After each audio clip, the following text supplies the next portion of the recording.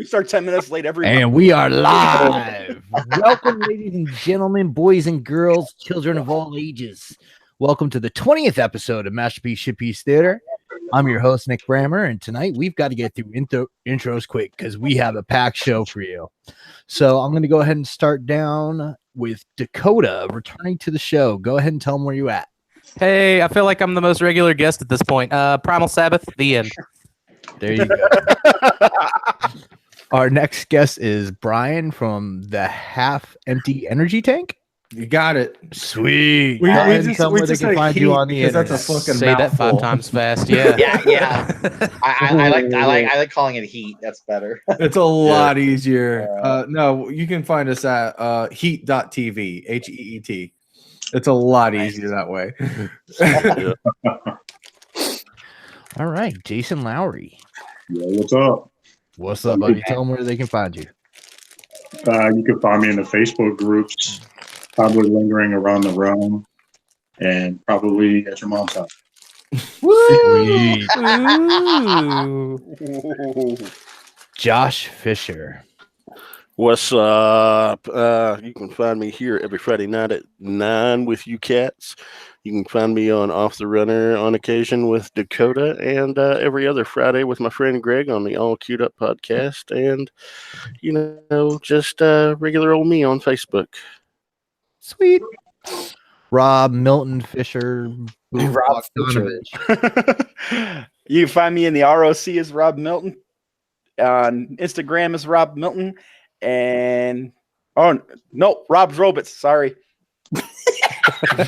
And every Friday night here with you fuckers. Oh man. I would say go home, you're drunk, but I think you're already drunk and you are home. No, I'm not. I'm not drinking tonight. I have regular plain old tea. Well, you need to fix that. Why are you drinking tea out of a coffee mug, Rob? Seriously. Because I needed a big ass cup of it. I didn't want to derail this show, but that bothers me. Lots of things bother you, sir. That's true. Dakota. Russell. What's up, fellas? You can find me on Facebook, Instagram, Twitter, YouTube. Always tripping in front of the camera. It's my thing. Hopefully on a Christmas Eve, you'll be finding me at a collision shop and call Pepper to pick up my fucking car because I'm getting her back. Yeah. And introduce the cat cleaning herself on your couch there. Boy, she's just exposing herself, dude. Isn't she? That's Spice. That's my little sweetheart. Oh, I thought you were talking about Frank or Beans in Brian's room. Oh no! Frank and Beans were cleaning themselves, so I started looking around. I was like, "Oh shit!" She just full on exposed herself. She's like, "Here it is. I'm tearing it up." All right, Sam, go ahead. What's up? That's learned behavior, Russ. Jesus Christ. Anna's always telling me, "Don't do it in front of the pets." Yeah, Exactly. or turn them into animals. I'm Insta_Sam89 on Instagram. Sam Mead in the groups, and here every Friday night with you guys. Thanks for having me. Thank you for being here. And stop acting like a guest. You're a real patriot, Sam. We appreciate you for being part of this transmission. Regular. You've been a cast member since show 1. 20 shows in, you're still like, thanks for having me. Come on, man. Knock that shit off. Man, I don't know. That's what you say. You say you're privileged to have me. That's what you say. Yeah. All Y'all right. fuckers love my short ass. And I'm your host, Masterpiece Shitpiece, Nick Brammer. You can find me on Facebook at Twitter, Brammer_Nick, and fucking Instagram at Masterpiece_Shitpiece. You can tell how often he uses those accounts by how easily he spit those out. Yep. I don't do shit but Facebook. Hey, at least Instagram isn't keeping you down with your choice of last name. Yeah, fucking Twitter did. And then they reinstated the original account. You Fuck 'em. serious? Yeah. Twitter's silly, dude. They're weird. They can't decide by whether they want to enforce shit or not. They found out you were verified. Yeah. Nick the Famous. I meant YouTube, my bad. Oh, okay. But Yeah. YouTube just doesn't like nudity. Got a problem. Yeah. All right. Josh, you're Yeah. this segment, so go ahead and start. All right. For those of you out there that are watching the live show or going back and listening to the audio replay of the show, I've known Brian for about 3 years now, almost, 3 years now. But a lot of you guys are new, have no idea who he is. So, Brian, if you don't mind, first of all, you're the founder of Heat, Half Empty Energy Tank. Tell everybody out there what it is and how it started. So, Half Empty E-Tank is real simple. It is my bullshit project that I throw ideas at the wall and see what happens. Most of the time they fail, and that's fine. That's the whole point of it. But we kind of pretty much every bit of success we have with that has been something we just fell into. So it started off as a shitty blog. We were to promote the blog. We started Mega Manathon. And so we thought, hey, we'll just do a charity stream. People do that to promote our blog. As soon as we got done with Mega Manathon, we stopped doing the blog, and we started streaming full time, and then YouTube and so on and so forth. And now charity marathons is our thing right now. So it's one thing after another, basically just chasing something that works and continually, doing projects that I want to do. A lot of people, like, for example, our Twitch is a 24/7 stream. We stream just about every single day, and we have a different person streaming every single day of those times. And that is a terrible way to get a successful Twitch channel. Don't do that. I remember that period when you guys were doing the 24/7 thing. It's just like, don't do it. Half the time I didn't know if it was a video replay or if it was live, and I would go into the chat and say something and nobody would respond. I'd be like, "Why are you ignoring me, you fucker?" Yep. And then I'm like, "Oh, it's just pre-recorded. Damn it, they got me again." So we stopped doing that, and it's that's pretty much what Heat is to me, though. At the time being, it's just kind of like, hey, who gives a shit? This project will fail, but let's put it under the Heat name and see what happens. So it's grown at least a large enough community to where that if there is any potential for it to have success, it has a good jumping off point. Yeah, That's cool. Yeah, exactly.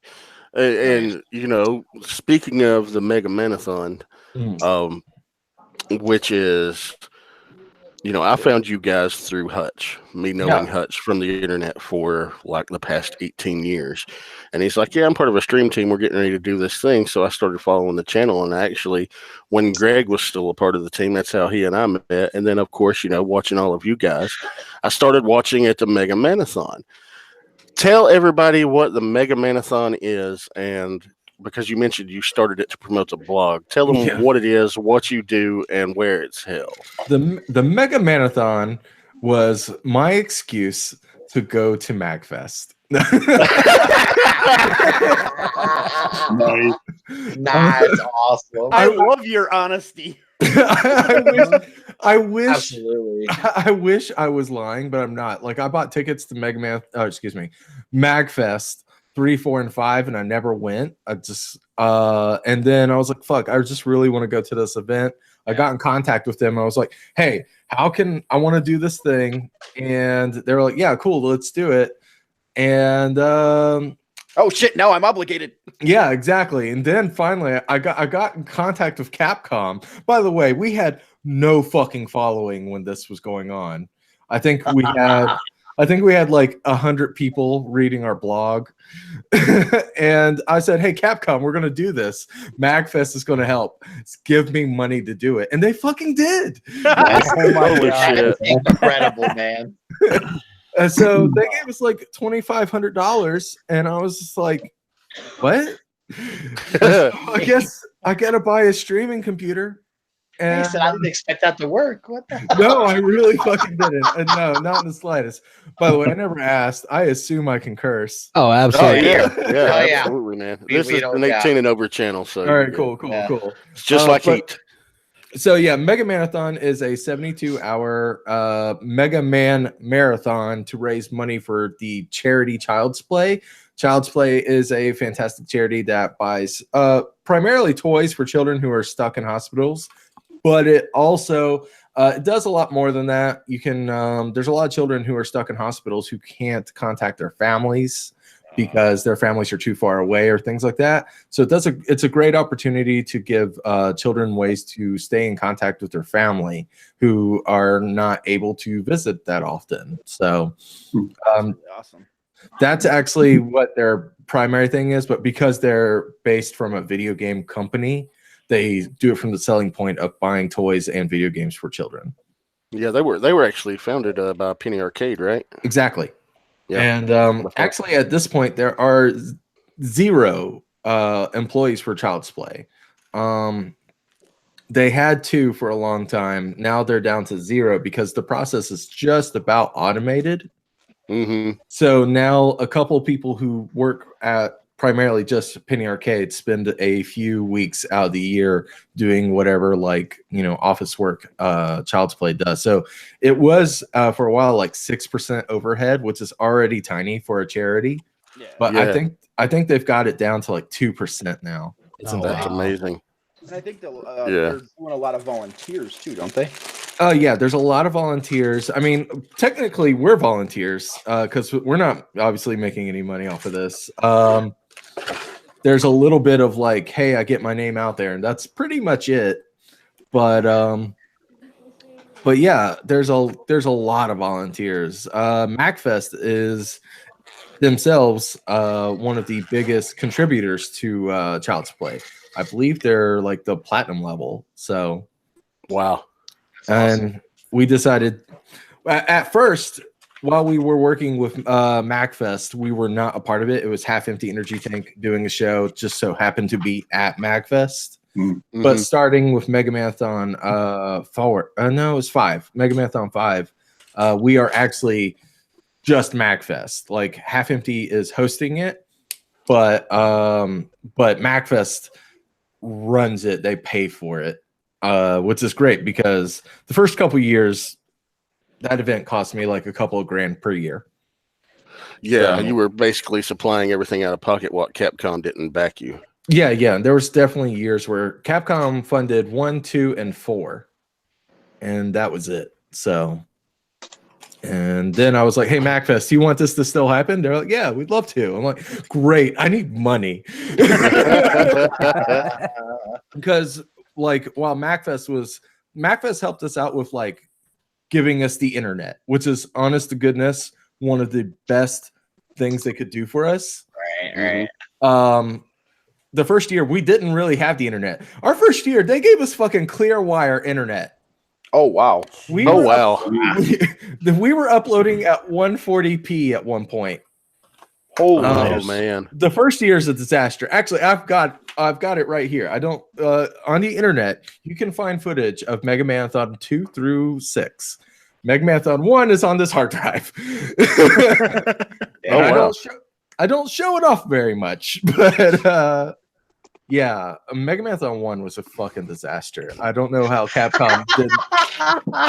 We raised $410, and half of that was like one of our friends' dad, and and somehow Capcom was like, "Yeah, we'll give you more money for the second year," and I was like, "Great." I don't know how we got around this, but okay. What is great? Go ahead, Brian. I'm sorry. I was just going to say Mega Marathon's. That's a long explanation for what is Mega Marathon. Oh, it's fine, man. We're used to long-winded explanations here. It's okay. Trust me. Okay, good. Yeah, we have Dakota on regularly. Hey. All of us can, get going, no problem. It's really easy. For real. But Rob, I'll be right back with the Joker makeup. All right, so speaking of Mega Marathon, your most successful one to date, which was don't remember last year's total. I know 5. So 5 will every year we've gotten exponentially bigger, and but Last year we it was like 7,000. 7,000 some odd change. I forget off the top of my head. Actually, shit, I think it's on megamarathon.com, which is where you can go to donate here in a few days. Yeah. Shit, it is not on there. Fuck, I don't know that. Yeah, that's what I was going to say. That's why I said I didn't know for last year, because I know it was on there a few days ago. We just updated it with like all the Mega Marathon 7 stuff. So, gotcha. But no, it's a little over $7,000. We were doing like we did 410 the first year. It was like 1,500 next year. It's like 4,000 the next year. We were doing triples, but it slowed down as far as donations have gone. But we've gone like 1,000 more each year since. Yeah, I remember what. I remember. Yeah, growth is better than not. Exactly. Absolutely. Yeah, I remember during Mega Man 4 when you guys hit the 5,000 mark and you had to eat a habanero pepper on camera. That was okay. That was not the worst one. These guys don't know the story probably, but Mega Marathon 3. Are you guys familiar with the YouTube channel that used to exist, Hot Pepper Gaming? Yeah. We had them on as a guest, and they were the last thing we did after being on for 72 hours straight. I said, I'll eat a pepper every time I die in this game. Oh, jeez. And I'm really good at this game. It was Mega Man X, and which is always a big pool. People love seeing Mega Man X. It's a good game. And I was being cocky. I died in the first fucking stage, in the intro stage. Oh, no. And the rest of the hour and a half of me playing that game is just fucking misery. And I ended up having to eat 4 peppers. Oh, and I don't vomit very often, but I got real fucking close on the last one. Brian doesn't do spice well. Well, no, actually, I used to until that event. Yeah. Ever since. So it's habaneros you had to eat. At that point, 4 habaneros. Yeah. I don't know if I would rather the habaneros come back up the front way or come out the back way at that point. The back way is worse. Yeah, I was like, worse. it's dude, you're damned if you do, damned if you don't. So yeah, no, I felt it later that evening too. Oh, I bet. I've blacked out a few times myself. Bit of a professional. They don't have many opportunities to do much else down in the swamp. I know those Cajun bastards. We put cayenne on everything, just like salt and pepper. Well, we've got like Old Bay in Maryland. You guys use cayenne. Well, I'm in North Carolina, so we got Carolina Reapers coming this year. Oh yeah. Way. What part of Carolina are you from? Nice. Raleigh. I live in Raleigh. Oh, dude, I'm from like an hour south of there. Oh, damn. Okay, yeah, we're pretty close then. We gotta up the ante each year, so maybe one year we'll do like a hot pepper enema or some shit. I don't know. There was one dude that I'm pretty sure that'll hurt. They'll kill someone. There was one dude that was smoked a Carolina Reaper through a water pipe. Oh God. Oh, it was How did that turn out? Damn. He ground it. Yeah, he ground it up in a grinder and put the powder in the bowl, and he was done. Yeah. That's death. That's a trip to the emergency room. Yeah. So, what is something we can look forward to from Mega Marathon this year? Okay. Something that's not been done before.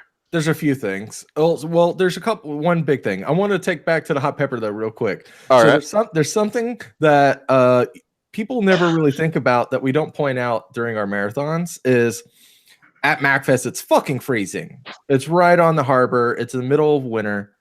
Mm-hmm. Everyone's got chapped lips. I don't care how much fucking chapstick you use. You got chapped lips. Oh, no. Now imagine that with the pepper. Oh, my God. So it's pretty much misery. Sorry. I can imagine. But yeah, for this year, we actually have a lot of new things. This upcoming year is going to be the last Mega Marathon at MacFest. Really? Oh, that's right. They're killing MagFest, aren't they? Yes, it's canceled. No, I didn't know that. No, MagFest will be continuing, but this will be the last Mega Manathon at MagFest. Oh, wow. After this year, Mega Manathon will actually continue here in Raleigh. They want to do a new event. Basically, I own Mega Manathon. Yeah, MagFest doesn't. They want to do an event they own. I get you. Yeah. Uh, I got you. But they don't know how. So I'm running that event too. It's like it's almost like Hasbro with BotCon. Hasbro wanted to do something they own. They Exactly. So, And once again, they didn't know what they were doing. Right. So they had no idea they don't know how to do this event. So I'm running both events now. And next year's event is going to be called Mag Fast because it was a shorthand name I gave it, and they fucking ran with it. I thought it was a shit name, but there we go. Hey, sometimes shit names are the best.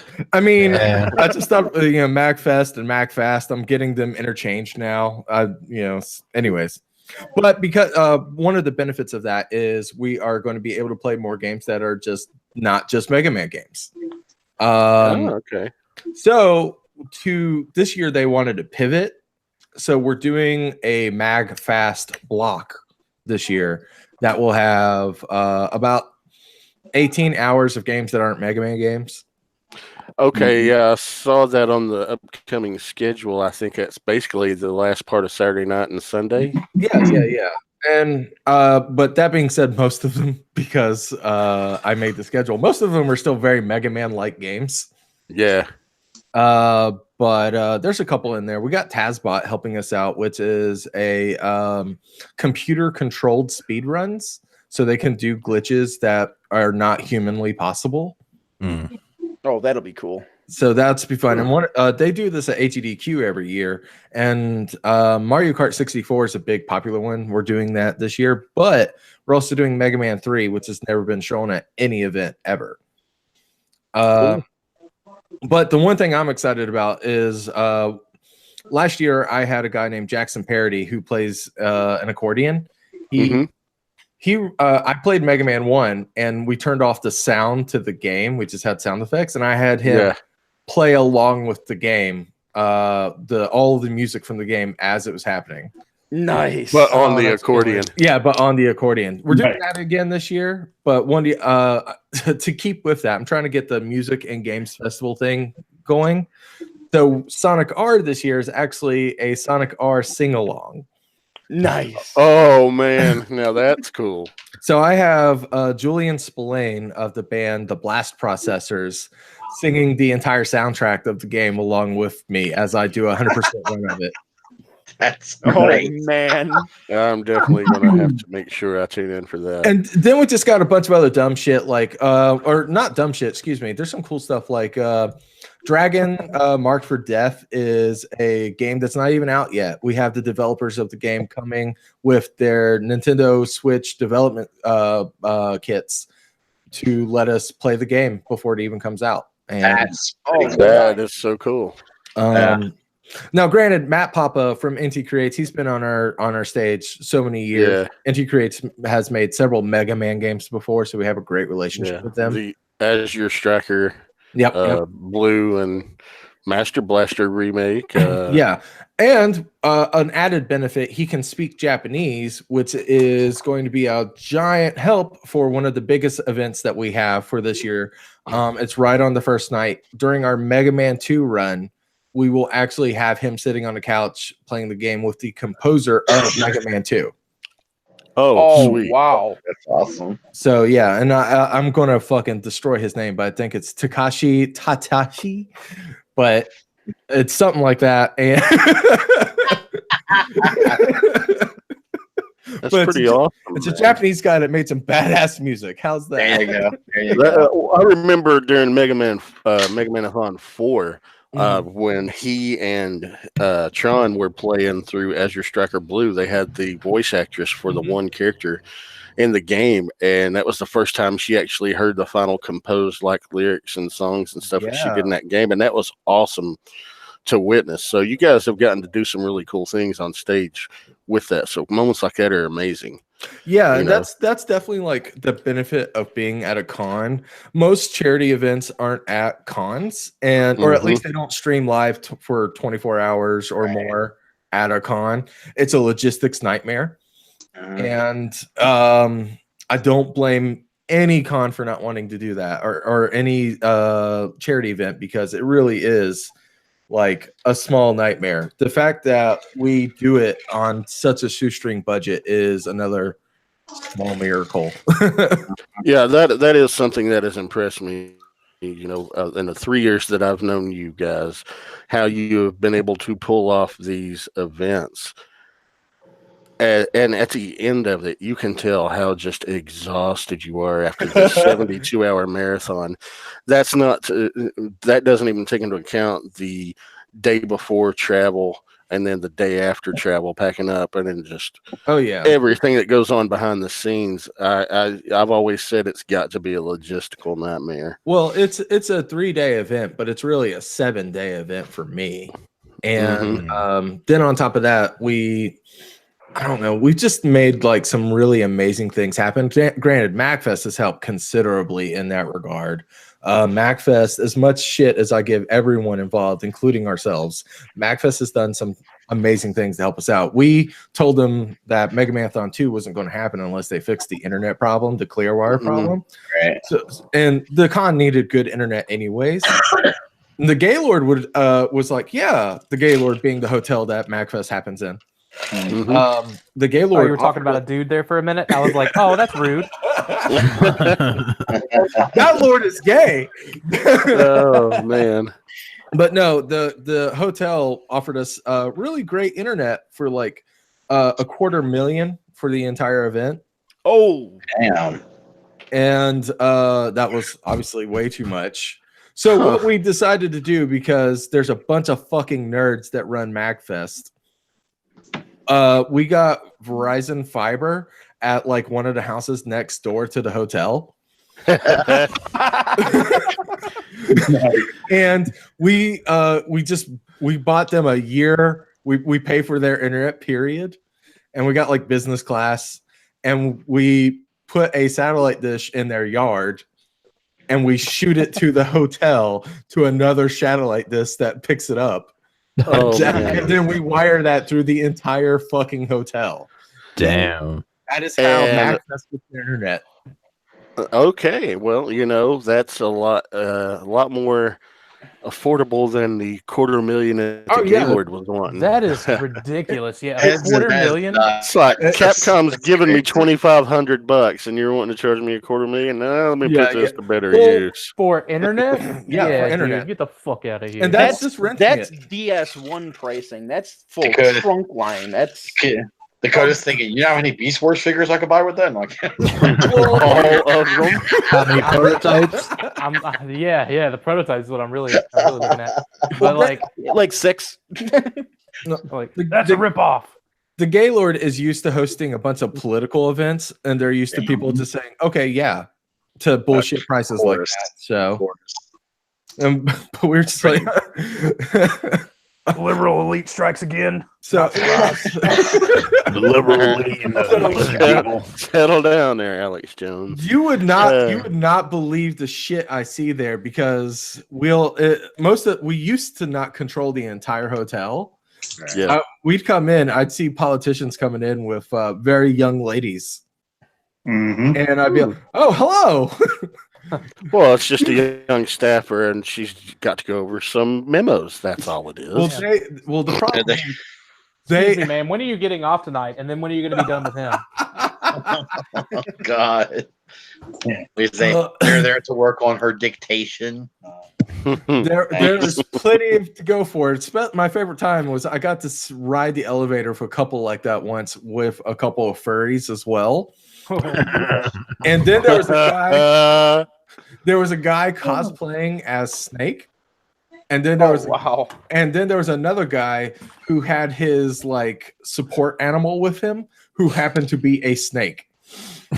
Nice. That's outstanding. That all happened in the same elevator. Go to MagFest. It's fucking crazy.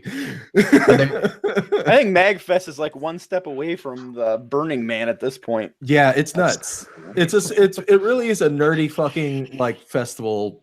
I will say this. MagFest has ruined my ability to go to other shows because nerds are so nice when they're watching rock concerts. Oh man, Like, I tell you, I've been to a mosh pit at a mag show, and then like I fell down, and everyone like stopped for a second, picked me up, made sure I had my flip flop, and then continued to mosh. Nice. Awesome. you go to a real show though, and it's Oh, just yeah. like somebody setting that shoe on fire and throwing it across the arena. Yeah. Hopefully your foot's not still in it like mine was. That's how I lost my leg, you know. There we go. Okay, guys. Okay, Josh, you don't get to reply to this, guys. Does he make up a different fucking excuse for why he lost his leg every episode? I'll lie. Yes. This is a lie. At least one new one an He episode. works it Yeah. in very well. Like, When we Yeah, were he's in really good at Chicago, in the lobby, I told like 6 different people 6 different reasons within 6 minutes of why I lost my leg. he was a madman. He was an absolute That- madman. That's so funny. I'm excited about that. Oh man. All Well, I know you probably don't have much time left. You know, we said I we'd can give you finish a out whatever solid 30. questions you got, though. Yeah. Basically, it's just you know, you said Mega Man 7 is going to be Mega Manathon 7 is going to be the last one at MagFest. Yes. But if people want to attend this year, tell them where it is and what dates. Okay, MagFest occurs at the Gaylord National on the National Harbor. It is from January 3rd through the 6th. You can come a little bit early, January 2nd. There's always stuff happening. But yeah, it is. If you do not mind a bunch of crazy bullshit happening for 3 days straight with no chance of like sleep, then you're at the right place. There's no Sounds sleep. like- There's a shit ton of booze. That's one thing else I like about MAG. It is the most adult con I've ever been to. Yeah. That's cool. Sounds like TFCon except with video games. Yeah. Yeah. It really does. Well, so literally, are you guys? I mean, are you guys like literally gaming all night long? Just all Yeah, the we way do. through? We never stop. 72 hours straight. With Now, the do you guys exception of the music blocks. Yeah, we do 5 Yeah. hours of music every single night. Actually this year we have the composer of Cuphead. He's going to be performing on our stage this year. Oh shit, cool. that's awesome. We've got and we're also I can't believe I forgot. We're trying to get a Guinness World Record for the most wizards in one place at the same time. All right. Guys, we did. We actually did it last year, but because we didn't count it correctly, Guinness didn't take it, even though we were like 800 more than the record. But I'm not worried. We'll get it again this year, and we know exactly how to count them this time. So we call it Wizard Party 2, and it has a different fucking subtitle every single time. So every single time. But you Oh, can't man, off that's some shit. great. It's gonna be great. All right, so that's National Harbor, Maryland. So I know a lot of the people in the ROC. Mhm. They live in the Northern Virginia, Maryland area. Like 2 of the people in here are within just a few minutes drive of there. Yeah, I'm in a minute. And here's another thing. When's this going to air? It's live. Dude, we're live. We're live. live right now. Well, whatever. MagFest isn't going to find out. If you want to come to our stage, you actually do not need to buy a MagFest badge. You can just walk in the door. So, Oh, are you in the hallway right there? we're in like the first hallway right in the entrance. Mhm. We take it over. You will not be able to miss us because we're the loudest fucking thing in the goddamn con. Oh, yeah, man. It sounds like us at TFCon. It sounded exactly like us at TFCon. They actually kicked us out of the expo hall because we were too loud. Will anybody except be I getting don't drink, rickshawed? So Are you guys gonna be streaming? while Yeah, you're we'll doing be it too? streaming the entire time. You can find us available at megamarathon.com or heat.tv. I'm actually I will be in the chat for a vast majority of the time because I do help them mod during that event. It is that's crazy. Yeah, and I bet. we'll also be on the front page of twitch.tv the entire time. So if you just go to twitch.tv, you'll see us. So yeah. Oh, yeah. So if anyone wants to donate, how do they go about doing that? Megamarathon.com. We have a link says donate to it. You can put in a minimum of $1 or you can put in a lot more. We'll take your money. Now on the Twitch stream, will there be a link to donate? Yeah. Yes. It goes to the same place though, but it just says, hey, donate here. And it takes you to megamarathon.com. Beautiful. Okay, cool. So it's like a link. Okay, cool. All right. There's always some cool donation incentives too as prizes. This year, we're actually giving away a custom blue see-through Switch with every Mega Man game on it. And wow! And we're also giving away a Mega Man helmet, and there's actually a bunch of things, but the biggest one is we're giving away a signed copy of Mega Man 2 with both Keiji Inafune, the creator of Mega Man, and once he gets there, the composer of Mega Man 2 as well. Oh man, that is cool. Yeah, that's awesome. Nice. We'll probably give That was away like two of those. That might be my favorite Mega Man game. Was Mega Man 2. It was amazing. It's inescapable. Like it's a joke that has been going for MagFest for years. There's a sign is this way to the inescapable Mega Man Wily 2 theme from Mega Man 2. So yeah, that's wonderful. That's actually one of the name of our hotel rooms too. So Pretty awesome. So that's cool, man. So yeah, everyone check that out, man. Everyone pay. Keep an eye out. Give these guys money. We want to For sure. Yeah. It's for a wonderful cause. I've been supporting them for 3 years now. I'm happy to be friends with Brian and the team at Heat, and I love this event. If anybody's in the area and wants to check it out live, definitely do so. It's in less than 2 weeks. I will be helping promote it, on my own Facebook page and social media accounts. But I really love what you guys do. And Brian, we thank you so much for coming on and talking about sure, this man. tonight. Yeah, absolutely. man. Yeah, thanks for letting us know about it. And if you ever want to come back on, just let us know. Yeah, I'm seeing your list of shit to talk about, and I'm like, shit, I'm kind of sad I gotta go. You don't have to, but I know you're probably in that last minute time crunch. Like I did so much shit already today. I don't even want to go into it. I'll be here for I'll take up your entire fucking show, guys. Pick up the show anytime, man. But no, and if you guys can't donate, like viewership wise, if you can't donate, that's fine. We totally understand. I'm broke as fuck. I understand. Broke as fuck. But you can always share. You never know who you might reach out to. We had someone come in who was like, I can't donate. They shared it, and that person, someone else shared it, and then someone donated like $2,000. Wow. 5 minutes after that, and they were like, I saw it from this person. It works. That's pretty cool. So it is sharing actually does way more than people think it does. Oh, absolutely. Nice. So One might say that sharing is indeed caring. It is. It really is. So it's a bullshit phrase, and I will say it till the end of fucking time. Dakota, you made that sound so nice. Dude, what can I say, Russ? I'm a nice guy. Well, guys, think tones of Waco Jesus. Indeed. Well, guys, thank you for having me on. I hate that I gotta jump and run real quick, but thank you guys so much for having me on. No, man, thank you for coming on. Appreciate it. Yeah, thanks for being here, Brian. Yeah, I appreciate it so much. Come back after the Mega Manathon and let us know how everything went. Yeah, I definitely will. Josh can tell me what's going on. I'll find out if you guys are shit talking to me afterwards. So have fun. All right, you can watch along. See you, man. We are live. We can't hide it. There's no editing of this show. No. Yeah. Guy, he's a good guy, man. I like it. Yeah, he is. Yeah. Brian is a great. Russ is only saying that because he knows he's watching right now. Yeah. Give it a couple minutes and I'll be bullshit. Russ is like, I want friends too.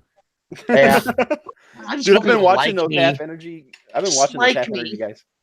Those, like for the last probably 2 years or so. I watched last year's Mega Manathon. They're awesome dudes. Yeah, I've never seen it before. I actually want to watch it. I want to check it out this year, and see what's going on. There's no way I'm gonna be able to go down to that. Yeah, it's dope. They're a lot of fun to watch. Check it out, but sounds cool. Right. Yeah, it is. It's a lot of fun. It's a good time. I'm glad we were able to have him on. Yeah, absolutely. All right, on to greater things, guys. What have we done? All right, Josh. Well, this is your other segment. Josh. Yeah, guys. How'd you do, Josh, this week, Josh? How do you like it? Oh, how the mighty have fallen. This is going to be my favorite fantasy football. I have talked shit for 16 weeks. And I came up short and I got my ass handed to me to Rob, who I had beaten 2 weeks in a row. Or I'd beaten twice in a row. And I'd beaten Russ twice. And that's right. I just got to get through Rob. I just got to get through Russ. This title's mine. And I lost to Rob. And Rob and Russ are still in it. That's what I was gonna say. Who's still around? Russ beat Jackie's Pimpin' Ain't Breezy. And he will and Rob beat me. So Kate will be playing Russ and Rob will be playing Tiff. Oh, I gotta play my wife again. I'm toast. We lost. Yeah. Looking like the women are hosting. Yeah, I'm a little concerned because Kate's got a pretty good team there. Yeah, and Tiff is spanking some tail. But Josh, I just have to ask: would you prefer your crow in pie form, baked form, or just raw? You know what? It's got to be cooked. I don't want salmonella. If you would please serve that sauteed in a little bit of olive oil with some shallots and garlic. And follow it up with a big slab of humble fucking pie. So like after the first round of games go, and I messaged, we're inside the chat and everything, and I'm like, I said, Josh, I think it's gonna beat you, man. Josh's like, hey, it's not over yet. No way. I'm telling you, I think he's gonna beat you. I'm looking at what you had left and what he had left, and I'm like, dude, unless something crazy happens, he's gonna beat you, man. Well, here's the thing. I was basing my assessment off of inaccurate reporting that was saying Ben Roethlisberger had cracked ribs. Right. And MSM and their fake news propaganda military complex. So therefore, I wasn't worried about Antonio Brown.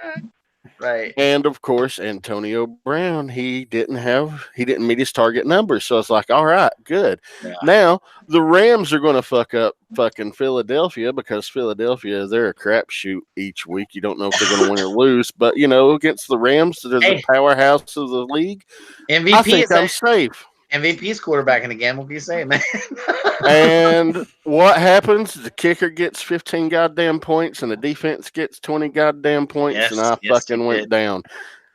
And I'm like, son of a bitch. Had I played Mike Williams, and I would have still won. But I didn't play Mike Williams. Nope. Because he was not projected to do as good as one of the other scrubs that I put in his place.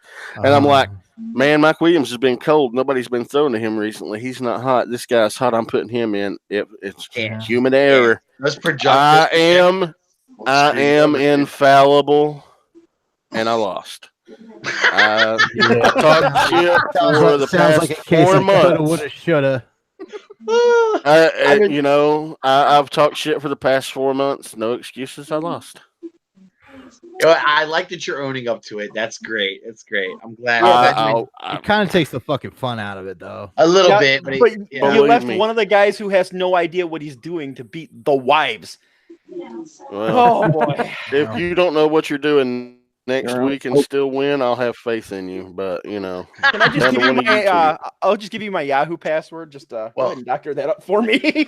Like, what was funny is I was joking around with Rob. It's like, hey, Rob, why don't you sit your starters? Yeah, Brian was like, no. I was like, I was just kidding. Jesus. Nick was like, no. You may have just been kidding. Yeah, I was actually thinking about it. Mock rosters and I told it was bad enough with the collusion earlier in the league. There was no collusion anywhere. You know, I was fucking trading with your wife and shit. Come on. I know, right? I was wondering what Bush League shit. What are we doing? I needed a running back. She had one. I proposed a trade. I gave her a running back of equal value. Bullshit. Yeah. But let's not forget that the one who's doing the best out of the league right now is the one who doesn't touch. What the fuck? What was that? Somebody censoring me. Somebody censoring Rob. Larry just said, hold on. Air horn. Hold on. No talking shit, Rob. Lizard people are on to you.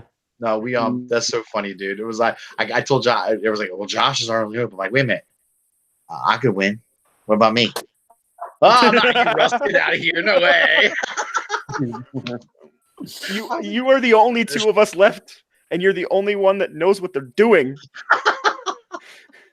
Win, dude. Win. Good time, dude. So much fun. I loved. Last week was my favorite week in fantasy football. Yeah, I'm not doing it this year. I had a good time. You guys. You know, I just. I was pulling for you, man. But you know what? I was playing against him, and I was pulling for him. I would have locked that roster with you guys. Well, it's not like the trade deadline's passed. You can't trade with anybody. Believe me.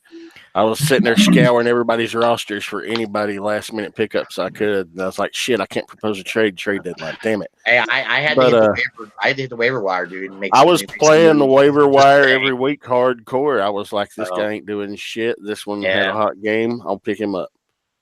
But I actually had to do some studying this week to figure out what's going on with some of these players that I don't know, because I had some guys I had to replace, and I'm like, shit, I'm actually going to study for this now because I got like play it now. There's actually, you two have actually pressure for a week now. You actually got stakes.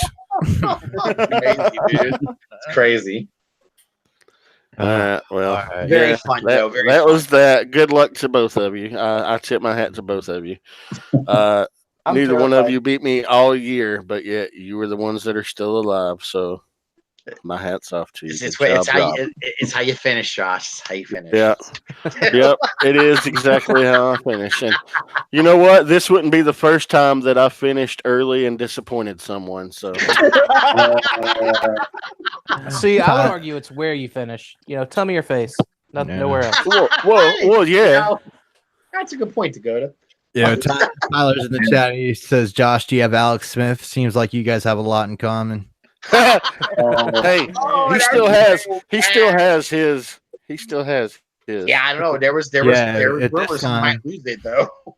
Well, he's safe. He get to go home. He had a staph infection really bad. They were talking about taking that bitch off, man.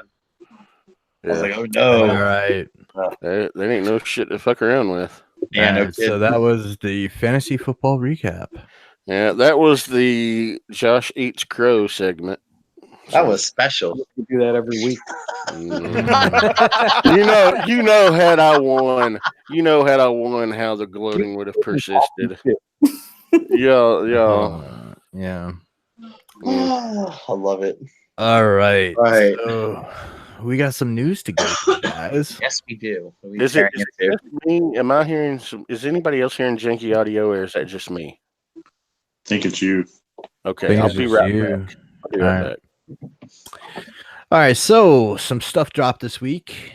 We had the first look at Aladdin through, what was it, Entertainment Weekly? Yeah. Dude, what is that? What?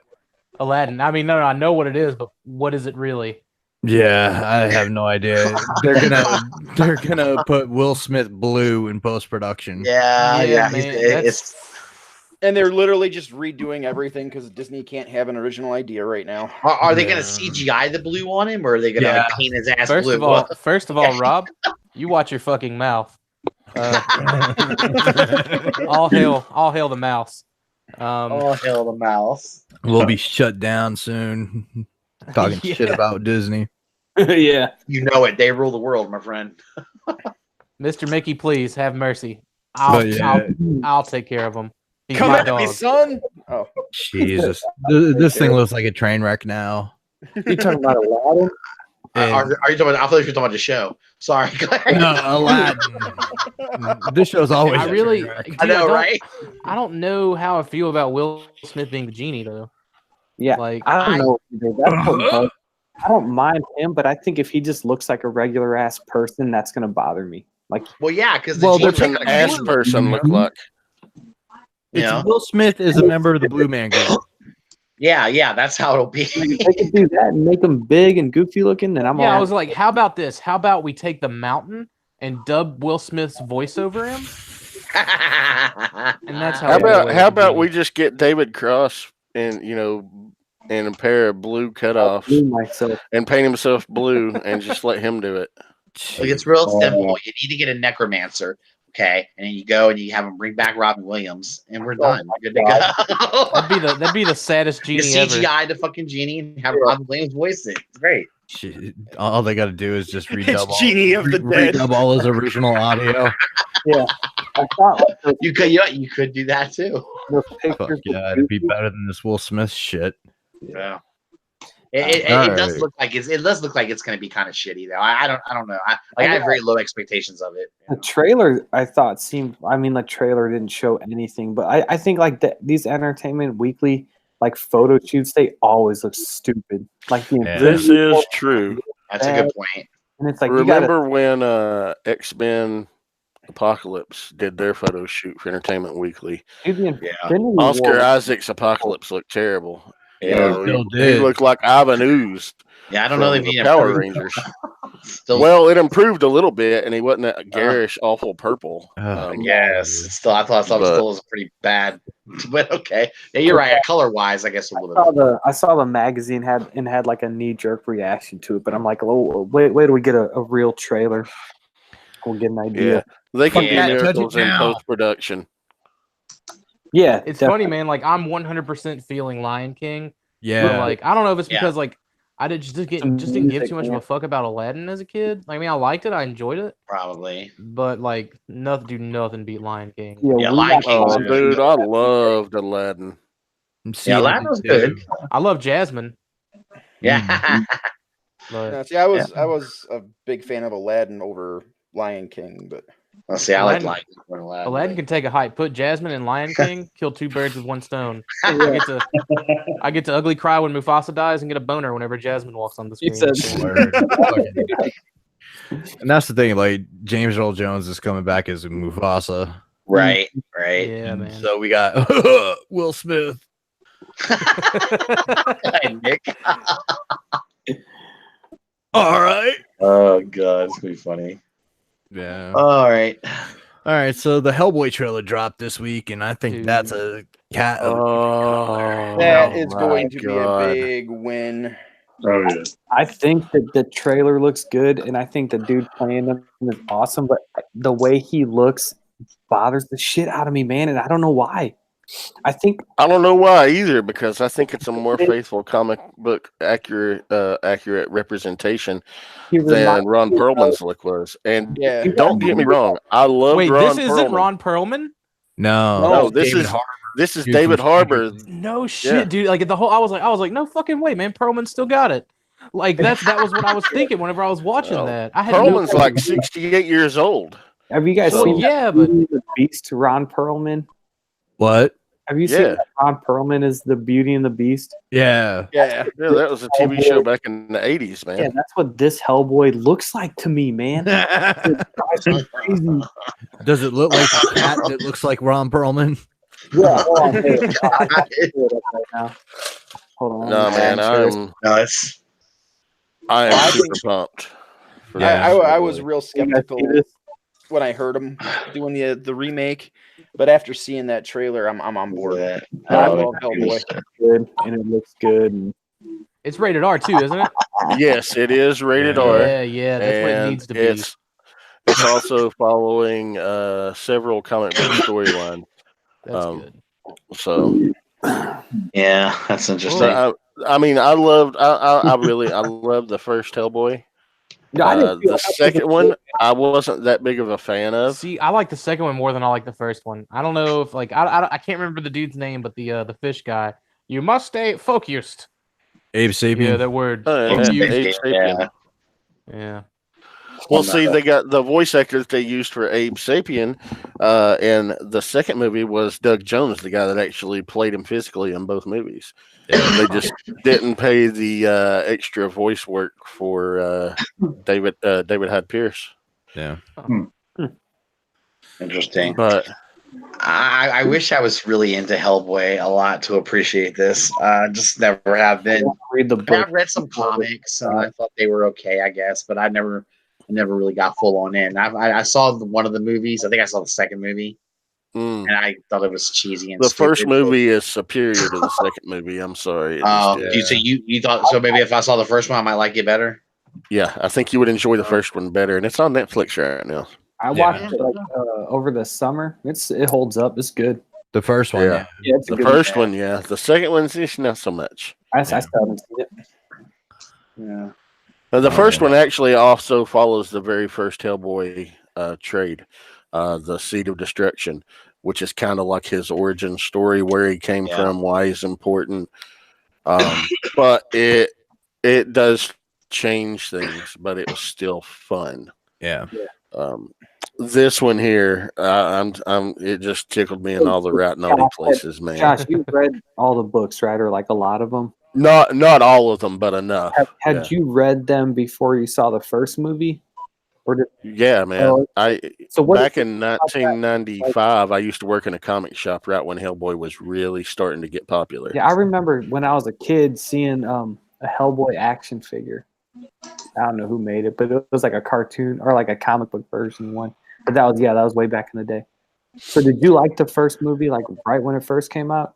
Yeah, absolutely. Yeah. Okay. Loved it. Cool. Loved it. The second one I was, disappointed in. I mean, I didn't hate it, but I didn't have the enjoyment of the first one. That's an absolute fact. Go ahead. Go ahead. No, I was just gonna say this one's gonna have Lobster Johnson in it too. Yep. Which also gets me excited. Yeah. Lobster Johnson. Yep. God, dude. Porno name or something. Yeah, it does. It does. The red that'll get you. This one's actually going to be set in London too. So, because in the comics, that's where he was based out of. Yeah. So, word. I'm excited for it though. I really am. I'm just like, oh shit! I watched that trailer when Misty said they dropped a new Hellboy trailer. She saw it and it was like 15 minutes ago. I was like, oh shit! And I pulled it up on YouTube and I watched it like 5 times. Like, oh shit! I better see if anybody else is talking about this. And nobody had posted it in the ROC. I was like, holy shit! Look at this. You get to everybody's like, meh. I'm like, man, fuckers! No! God's like, I was the first one, goddammit, you like it. Well, I just, my sister-in-law, I sent her the link, and she's like, well, it looks like it'll be fun, but he don't look right. I was like, fuck you, he looks awesome! See, Sam, you're not the only one that thinks he looks I guess not, man. I think it looks good. I don't know what it is. Yeah. Maybe it's just because you're so used to him in the older movies. He looks a little bigger in the older movies to me. Maybe that's because Ron Perlman's a bigger guy. Yeah, he's not that big. No. See, I didn't notice any major differences right off the bat. Maybe it's because it's been so long since I've seen the movies. Maybe I did face wise. I think there's a difference in the face. Yeah, see, I didn't even, like I said, man, I didn't even know that. Like, I figured that was just Perlman all done up in makeup. Yeah. I was like, fucking cool, man. He's coming back, but. All right. He's taking his Sons of Anarchy money and walking away, brother. Yeah. Dude, he made bank off of that. He did. That shit. Well, also the guy playing him now, David Harbour, is 25 years younger, so he's going to be able to do a lot more physically that Perlman wouldn't have been able to do. That's true. Yeah. And I think that dude's good. I think he's a good actor. So I think The first, hold on. I feel like the first image they put out of David Harbour is Hellboy. Like, look different than he does in the trailer.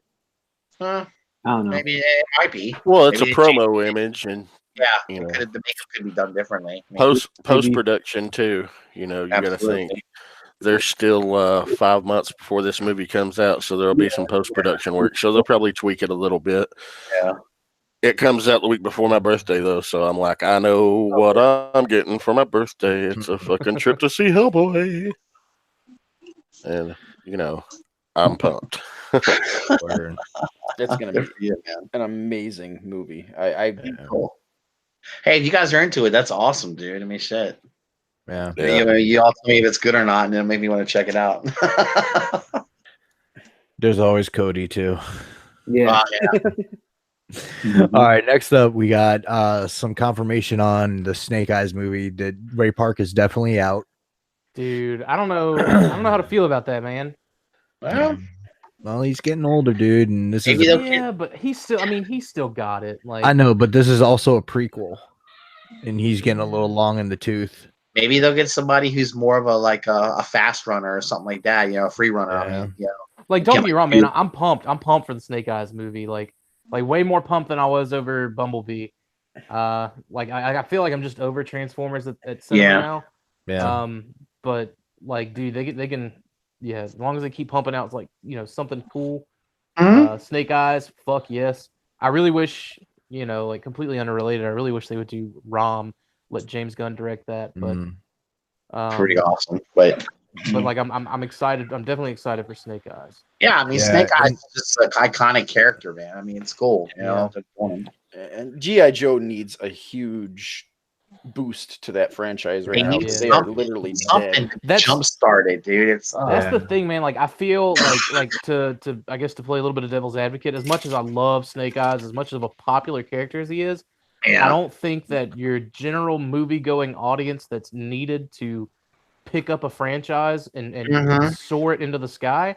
I think they're going to look at this as just another kung fu flick. And what you might actually, Dakota, I think you're right about that. I agree with you. It's unfortunate too. I think a lot of people are going to see kung fu movie and not G.I. Joe or you know, like related to the franchise, right? Yeah. Anything that's So I don't know, man. Like, it's been a long time since a good, you know, martial arts kung fu style movie came out. Yeah. So maybe there's an itching for it in the market somewhere. Yeah. The last one I remember was that Ninja Assassin movie where blood was just ridiculous. The blood, it was ridiculous, and the blood was terrible. Yes. It was so much of it. You know? Yeah. And so for this movie, it's confirmed the Blind Master, the Hard Master, and the Soft Master will be in it. I'm a Hard Master. Yeah. Giggling. Storm Shadow will definitely be in it. You don't want to and you will see the accident that takes Snake Eyes' voice. Okay. Oh, nice. So that was. So it's a full origin story. I hope it was. It was all confirmed on CBR. I wonder how much Storm Shadow will be in it. I wonder how much he should be in it. Should be in a lot, right? Snake Eyes, really. Yeah. I mean, he's the guy. Yeah, he's. Honestly, I mean, as much as Snake Eyes, Snake Eyes is great, but I was a bigger Storm Shadow fan than I was Snake Eyes. So, absolutely. I'm kind of, I don't know. I was always partial to Cobra. Well, there's a reason why I have an Arishikage I Ching symbol on my right forearm and a Cobra tattoo and not a G.I. Joe tattoo on my left forearm. I noticed. I'm looking forward to potential toy product coming out of this as well. I'm hoping. Yeah, but I know they're going to do it in 6-inch. That's the thing. I know I'm a minority, but I'm hoping that it will breathe some fresh life into 3 3/4 inch. It won't. Oh, I'm hoping so too, but I don't see it happening. They're gonna go Marvel, or they're gonna go Black Series with it. Let me totally go against you guys. I want G.I. Joe in 6-inch. Yeah. I don't want it. So does just about everybody but me and Dakota. The reason why is because they've done such good work with 6-inch figures lately, especially Hasbro. I think the thing. Like, I don't want just one or the other. You know, like they can both thrive on a shelf. They probably can. Pisses me off more about Hasbro than anything. That's like, okay, yeah, there's like shitty G1 toys on the shelf still, but there's no 3 3/4 inch Marvel figures when they have coexisted with a 6-inch line forever. This is the first year where there isn't any 3 3/4 inch product, and it's such a good year for them to pump out current comic book designs in that line. They do Star Wars though. They still have Star Wars 3 3/4 inch up there. Well, those are like 5 point of articulation, aren't they? Yeah, those are such good. Well, they still have. No, they brought the Legacy line back. Yeah, they got the okay. Yeah, they've got them too. I mean, but like 6-inch would be cool. A few key characters, but like, dude, this is how you bring back 3 3/4 inch. Problem is with the 6-inch, you don't get the vehicles like you do with the 3 3/4. Which is a lot of the draw for a lot of collectors. I disagree. You I don't know about the big vehicles, but you could use some of the vehicles. There's some of but I mean, look at the 6-inch, the couple of 6-inch vehicles. You're gonna get a motorcycle. Yeah. I mean, could you imagine doing a 6-inch figure, a 6-inch scale like a Cobra Rattler or something like that? Oh my god! It's gigantic. Good thing it'd have a 4-foot wingspan. I would still have to get that and hang that up. Anna would be like, "What the fuck?" Dude, you can use a 6-inch TIE fighter as a damn coffee table. I know. A TIE fighter. I thought Anna was gonna get one, but she's like, "No, I'm not getting that big ass thing." But I don't know, man. Like, I would be in for a 6-inch Snake Eyes, just because I like the character. But other than that, like, it's 3 3/4 inch or bust for me at this point. I just can't devote that much real estate to redoing all of my 3 3/4 in a 6-inch scale. I don't have the fucking room. Oh, I'm getting ready to make way from a lot of room from. I'm getting rid of chugs, so I'm getting ready to make a lot of space. So I'm up for it. Say, all right, bring on the 6-inch. Let's go. That's what she said. I know, right? Russ's favorite saying, "Bring on the 6-inch." You're being kind. It's small but furious. Yeah. Did you just call his penis furious? Furious. Furious, I think, was cuter. Either way. All right. So this week we had a supposed leak from NetherRealm Studios about Mortal Kombat 11. And it is at this point just a rumor and a leak. But it was leaked by the same guy that leaked the full Injustice roster. Oh wow. So I have not seen the roster yet, but I would like to point out I'm bummed that Tekken got their hands on Negan before Mortal Kombat could. Because there's some shit in here that you might like. Yeah, it's true. According to the leak, the full roster will be Scorpion, Sub-Zero, Raiden, Liu Kang, Katana, Jade making her return, Rain, Sonya, Johnny Cage, Noob Saibot making his return. Yes. Sweet. Smoke, Cyrax, Airmac, say Airmac. Sindel, Reptile, Goro on the main roster. That's what I like. I think that's cool. Shang Tsung, Kung Lao, Fujin, Bo Raicho, Frost coming back. Frost was man. real She was fun. a spicy frozen chick. Yep.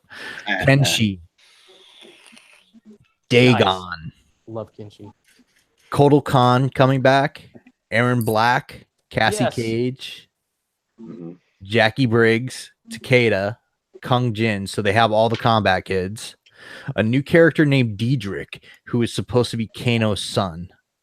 Huh. Another new character named Reyna.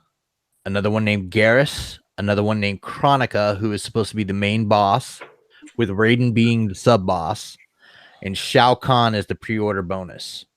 So that's the main roster. Nice. The combat pack number 1 is in this leak also, and that has Ermac, Li Mei, Nightwolf, Nimbus, Michael Myers, and Pennywise. Pennywise. Now we're going all in on these horror characters. Yeah. Of course. Yep. Now Somewhere there's a Matt Deluxe Baldwin with a chubby.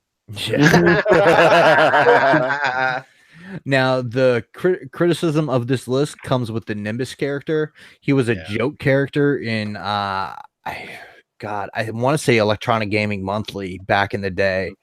But he was he said it was an April Fool's joke or something. Yeah, right? he was an April Fool's joke. But they've done stuff like that. Like Ermac was a rumor that then they have Reptile, both chameleons. So they've done stuff like this before. And again, this guy did leak the full Injustice 2 roster. So he's reliable. Yeah, there's credibility there. I'm happy with Aaron Black, man, because like I like my Cowboys. Yeah. So I wonder if there's going to be a company putting out a toy product. Like Mezco did some 3 3/4 inch stuff. Jazzwares did some stuff. Well, fucking Storm Collectors will probably do it. Yeah. It'll be a different license, right? Because it's a different Street Fighter, but or how does that work? Because Capcom's not Capcom. Because don't they have to get the license like for a certain game? Like they don't just have like a Mortal Kombat license, right? Right. Yeah, and like I think it's character by character even. Yeah, and somebody said Mezco made some for MKX, and that's true. They were 6-inch. They had 3 3/4 too. They had 3 3/4. I would love to see Mezco do some more like a man, and they have a Marvel, kind of license too. Yeah, they could kill it. They could absolutely kill it. Now, also, if you notice, there's no Kano. Yeah. So he's being replaced by his son. No Sector, which is kind of weird with Cyrax and Smoke. Yeah.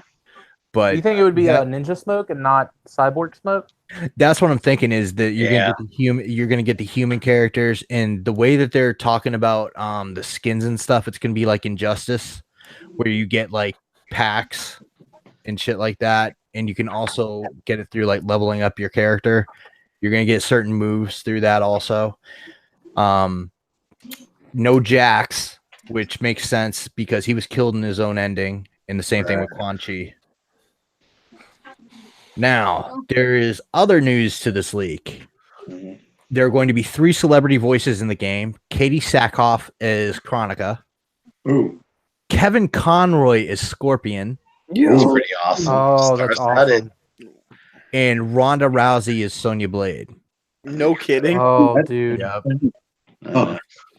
I wonder if they're gonna animate Sonya Blade to have standing bitch face. Yeah. I hope so. Pouty bitch face. Oh, dude, that's the hottest face that Ronda Rousey has. I know it is. It's certainly not the Holly Holm fist meeting her face. Well, oh man, I'd put my Holly Holmes meat in her face. Chronica is the shit off, man. Chronica is the main antagonist, boss, and the goddess of time. So she's one of the elder gods like Raiden. She originally appeared in several endings in previous games. Raiden is the sub boss of the game. Garrus, another new character, is at odds with Chronica, who wants to manipulate time to erase multiple timelines.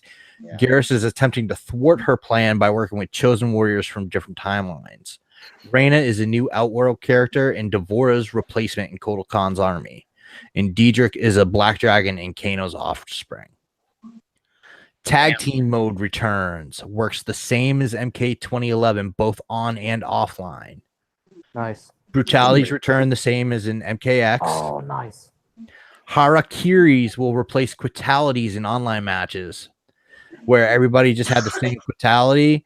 There's gonna be they brought back the Harakiris.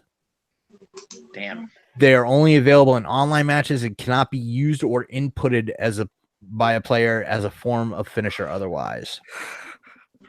Combat Pack 1 will release character by character through the course of the summer. There will be a second pack of 6 more characters later in the year and into the following year. Combat Pack 2's characters are not yet completely set in stone. X-rays are no longer what they used to be. They are now used as animations mid-battle during certain specials to feel more fluid and cinematic. In their original place are Mortal Kombat's take on Injustice's supers. So if anybody's played Injustice, you can input your super once you get enough meter up. Yep. And basically, if anybody's been playing Soul Calibur or actually Tekken 7 during the story mode, it will cut to a cinematic at certain points. So that's what it seems like they're saying X-rays are going to do now. New time towers are introduced. Work similarly to the time towers in Injustice 2. They're timed daily or weekly. They're used to unlock rare moves and attires. There are regular arcade towers still as well. Test your might and test your like return. Attires and movesets are made in custom variation menus. They are unlocked through the new crypt, time towers, and reaching specific character or profile goals by leveling. They are not random drops through loot boxes. Leveling your profile and characters is done by winning matches, pulling off fatalities, and other specific character feats.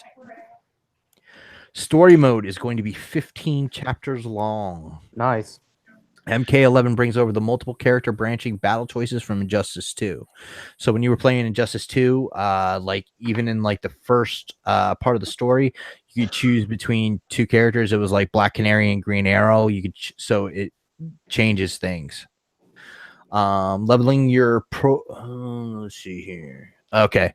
There are more than 12 cameos from other Mortal Kombat characters throughout story mode, but no cameos you can fight against like in MKX. There are more than 15 arenas featured, with about half of them returning classics, including the likes of Shang Tsung's Courtyard, the Pit, the Deadpool, the Lin Kuei Temple, and Shao Kahn's Throne Room. Shao Kahn's Throne Room is really good. That's a fun. That's a fun little one. So this has me hyped, man. Yeah. Especially the first combat pack. Nightwolf's been missing for a while. Yeah. You know, Frost coming back on the main roster is huge. Fujin has been requested a lot. Of course, Noob. Rain. A lot of people were pissed about Rain being in the story mode of MKX, but not a playable character. Yep. So, yeah. It's kind of annoying. Yeah. It was, because Rain was one of my favorites. I mean, that Rain, lightning and the water bubble. Yeah. It's awesome how they're going to do this, though. They're kind of taking the cues from. I mean, it sounds like it's going to be a lot more story driven. Yeah. I mean, the MKX was story driven a bit, but not. This one sounds like it's going to be really. I feel like both 9 and X were both very story driven. Yeah, it was, but I don't know. Like, I still felt like because it's a fighting game. I feel like they hadn't gotten it down yet how to do it right. Like it just. I mean, it was. I'll be honest, man. It was a breath of fresh air compared to other Mortal Kombat games. Yeah, I can give you that. I loved it. I love the story modes in both of those games. Oh, and they were good. I mean, it wasn't bad. It's just I didn't like they hadn't gotten it down yet. You know. Yeah. How to do it as well as other. I mean, but like Injustice, I thought they did a great job. Good God. Yeah. I love Injustice. Yeah, that's a great game, and now.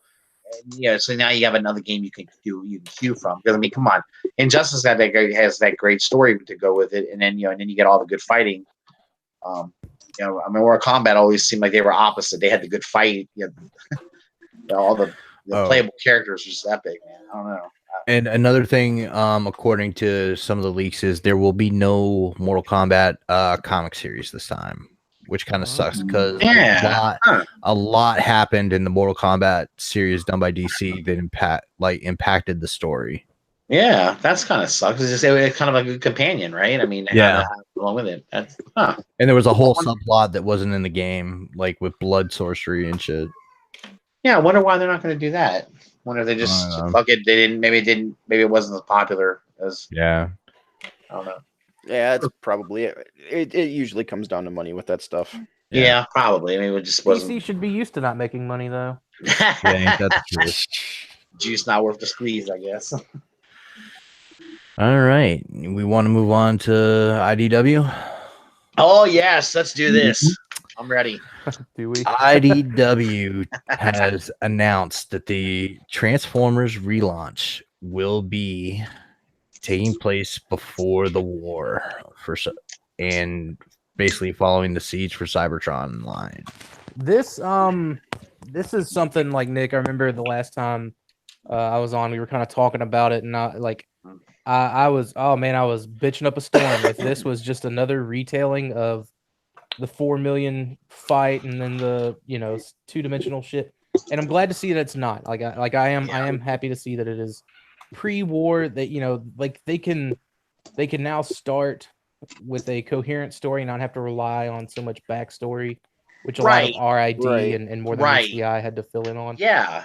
So I am happy about that. I figured for at least the first bit of comics, they will follow the toy line aesthetic. You know, we saw that even back in the early IDW stuff. And in the promo piece. It's kind of like horse now, right? But like that's another thing though. Like seeing that, like that looks to be like it may be a cover, and I especially when it comes to Transformers covers, I never take them at face value.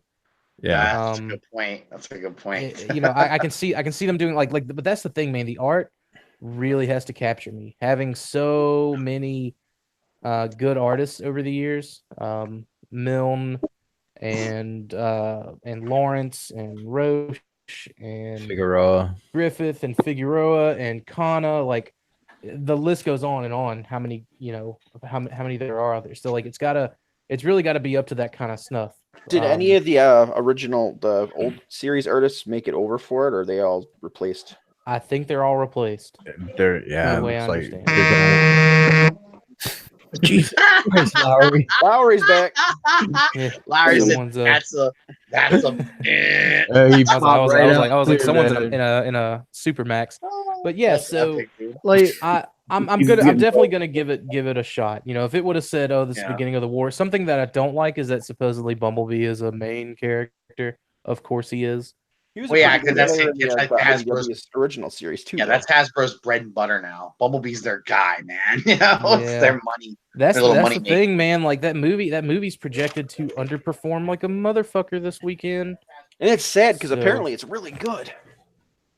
Dude, that's what happened. That's what happens when you put out, you know, 4 movies of bullshit, though. Yeah, like no one's gonna take the one shot that you have seriously. No one's gonna take that. I think I might go see it on Christmas Eve. I might actually go see it. I might take the family out and go see it. But not to get not to get too focused on that. But like that's something that does, like, I'm hoping that it's just, you know, if it's a book that revolves around like the story from Bumblebee's perspective, I don't think I'm gonna be as in on it as I am right now initially. I'm hoping, and it's supposed to be a bi-weekly book, so twice a month, which I'm okay with that. That's, you know, that's kind of what we're used to with Transformers books. From the two, because you had the titles. You had the 2 main titles and then Optimus Prime. Right. I mean, for a while there, dude, we had Optimus Prime, Lost Light, and the Windblade book. God, what was it called? What's going so? I know what you're saying. Yeah, Till All Are One. Yeah. Yes. So like we had 3 of them going for a while, which was awesome. Well, so that, did they say how many they're going to be running at are they going to just run 2?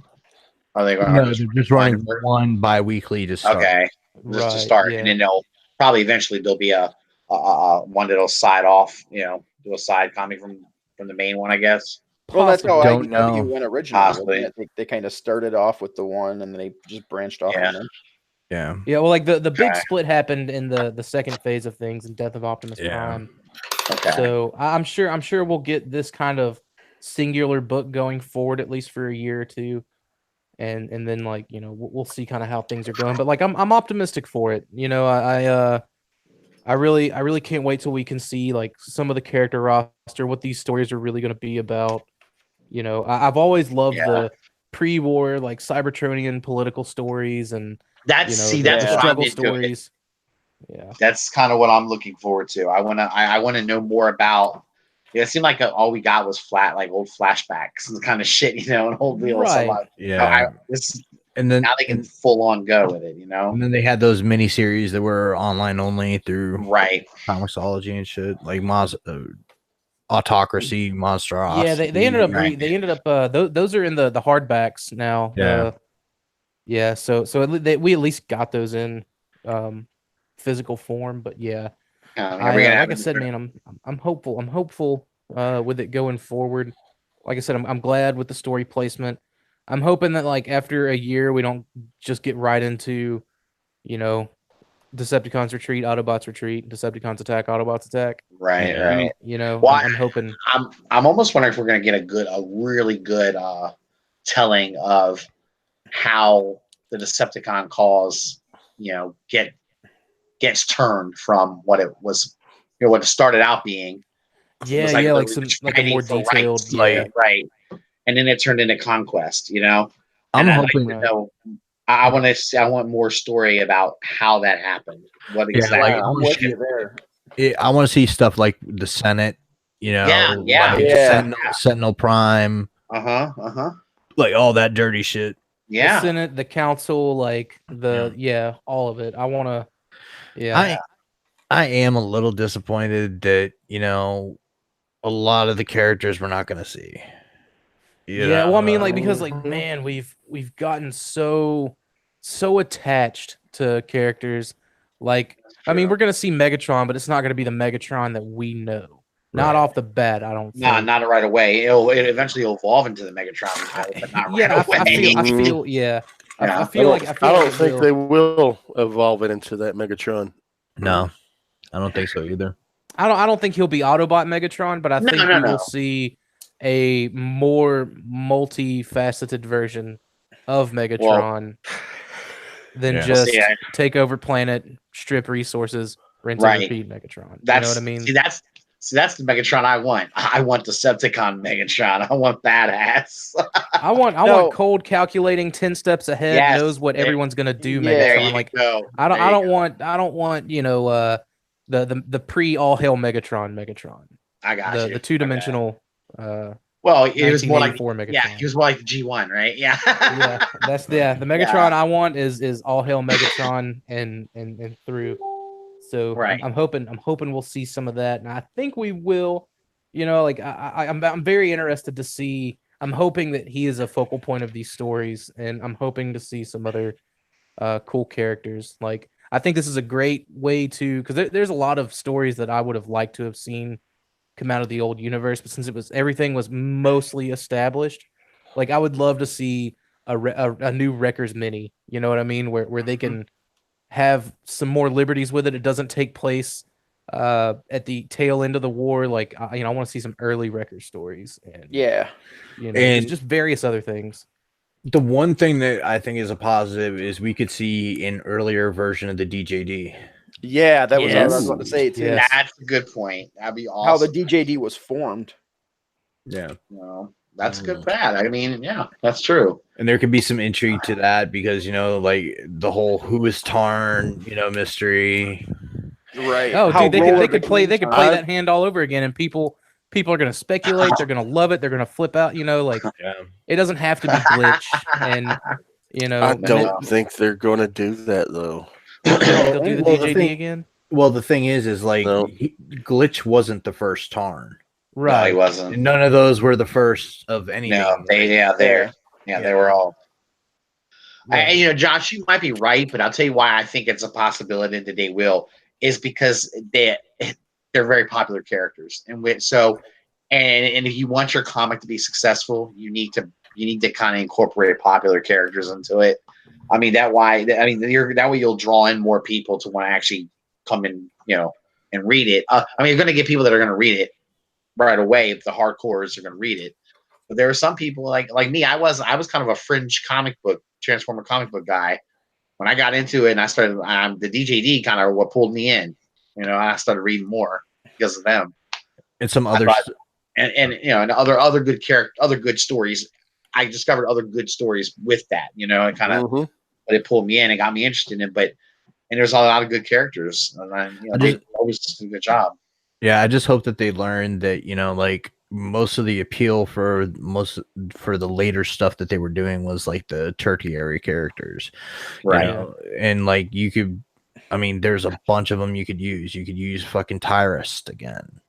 Yeah, you could show Star Saber becoming like that fucking psychopath. I would love to see him do more with the Phase Sixers and shit too, because they were really they were getting more about all of them. And like we didn't get to see Black Shadow do anything badass. Only thing we got to see out of him was Tarn pulling his legs off and talking to him to death. But that would be so cool. Seeing more of Overlord and Six Shot and Black Shadow. I mean, they've got a plethora of characters they can use. I mean, you utilize, and they can do different things with them now because they're retelling the story. It sounds like, Yeah. Yeah, I'd like to see some more nobodies. Like remember when Swerve was a nobody? Yeah. Who cares? Yeah. Now Same he's thing with like, Tailgate. Yes, now they are absolute fan favorites. I know. True. So maybe they'll and Chrome Dome. Yeah. Oh man, I want just a carbon copy of Swerve in the new book. Like I just want him to, I want him to be like doing shenanigans, taking selfies, quoting memes, and owning a bar. Like, see, yeah, that's what I love about. He's just a businessman. he's a little shisty motherfucker too, and that's why I feel like I relate to him so much. We're both heavyset fellas, like. Yeah, I love Swerve, man. Like, yeah, it's like they show Optimus and Megatron on the cover, but like I so want those other characters. And another one is Brainstorm. Yes. Yeah. Oh, mad scientist. Yeah. Brainstorm. I think what it might be is, they're going to, they'll start out. And I think as it goes along, you'll see more characters being introduced as it goes along. I think it's just a matter of, you got to start somewhere. You can't start the comic with everybody. It's got to. I would, yeah. And that's true too. But so thinking small, I would love to see, it being Megatron and his kind of inner group of, cohorts at this point. And I would like to see it definitely being Orion Pax, on like cop on the streets Orion Pax. Yes. That we got, with him and Prowl and that's the thing. If they're like going Ironhide, something like that. If they're going pre-war, they almost have to. They have to get into the story on the Senate. They have to get into the other one I want to see more of is the backstory with Shockwave and how they wound up how he wound up going through Impurata and shit like that. How Shockwave went from being a senator to being that Decepticon evil maniac. Yeah. I wouldn't mind a retelling of that story. Me either. Yeah, because it was just told in the flashback. Yeah. That's again. So to see it all unfold, dude, that'd be killer. In a slower, more drawn out way. And maybe go ahead, Nick. I was just going to say, you go. I was just going to say that we could also see a earlier version of Magnus that isn't Minimus Ambus. True. That would be like awesome. the original. Yeah. I was going to say, as great as all that sounds, I just don't get the feeling they're going to do any of that. Well, what do you think they're going to do? What do you think? How do you think? Something that they've never done before. Like what? That's the thing. I don't know what exactly, but I don't think they're going to attempt to. You don't think they're going to try redo? I don't think they're going to touch on anything that they've done for the past decade. I don't think they're going to draw everything from it, but there's just some things that they know to be kind of expected out of the mythos. You know what I mean? There's some things that people have been talking about in those books nonstop and reference these points in these books. They would be dumb not to just give a little nod to it, kind of a little shove and a wink. I don't expect Swerve. I don't expect to have Swerve, not right off the bat at least. That's a pipe dream. But for the sake of getting books in hands, I do expect to see a form of the DJD. I do expect to see a form of the Wreckers. I do, I expect to see the political landscape of Cybertron, but maybe retold. Maybe it's not necessarily, the entire Senate being corrupt. It could just be, a few 2 or 3. Right, and it works from the inside. Very like Assassin's Creed, the Hidden Ones type shit. Yeah. Sorry, man. I've been playing a lot of Assassin's Creed Odyssey, so that's. You know what? I want to see Wheelie. I want to see Wheelie be the main antagonist. I want to see Wheelie be the founder of the Decepticons. Fucking Wheelie. Wheelie say kill friends today. Exactly. I like it. Something. But he only speaks in rhyme to mock his victims. Oh, dude, that'd be brutal. Oh God. But you think I'm kidding? I mean, But when are these books supposed to? Is March. This like March. March? Yeah. Yeah, So we've 'cause got a little bit of time. I was figuring February, but yeah, Dude, March. like man, Marvel's gonna be hitting me hard in March. Or April at least. They're definitely gonna be in full swing. Yeah, I'll in definitely April. be hitting the comic book The stores, new, man. yeah, and the new Guardians is coming down the pipe. Yeah, man. There's gonna man. be, There's so much. Like I'm glad that Transformers is going to just. Which I mean, it's two books a month. Like that's fine. I can deal with it. But with all the stuff like coming out through Marvel with like War of the Realms and all the other things. It's just like, oh my god. Gonna add up fast. I'm glad I don't collect comics. Yeah, I'm excited for the new Guardians title. It's written by Donny Cates. Oh yeah. And he was the one that did, the Thanos book and Cosmic Ghost Rider. Cosmic Ghost Rider. Cosmic Ghost Rider is going to definitely be part of the Guardians. I've got to. I got to really go back and read up into that some more. That's kind of. Yeah. I don't know. All right. We've got Uncanny X-Men 6 dropped.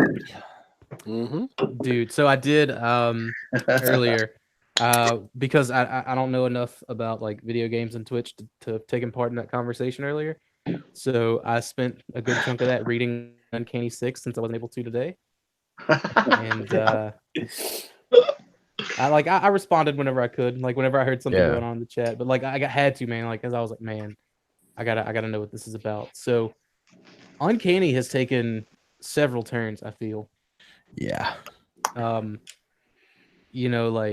the kidnapping of Apocalypse and Kitty Pryde. And that's new Senator Allen. Yeah. And then to find out, like, I guess spoiler alerts all around. Yeah. To find out it was Nate Gray, the X-Man. I was like, oh, and dude, he's got the whole Jesus thing going on, and like I was wondering, like, out Jesus. Yeah. And then he got rid of all the world's religious like buildings and places, and this reminds me very much of that Cable and Deadpool run when Cable was pretty much godlike in power. Yeah. Like everyone's going against yet another Nate, I should say.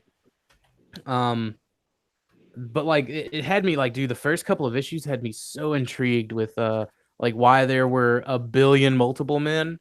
What the deal, what Jamie Madrox's deal was, and then we find out Legion was playing into it, and I was like, oh, dude, this is not going to end up well. And then we see at the end of number 6, the Age of Apocalypse is, we're getting another foray into that like little universe. Yeah, and this time it's the Age of X-Man. Right. And also, but it looks like and also the return of Archangel.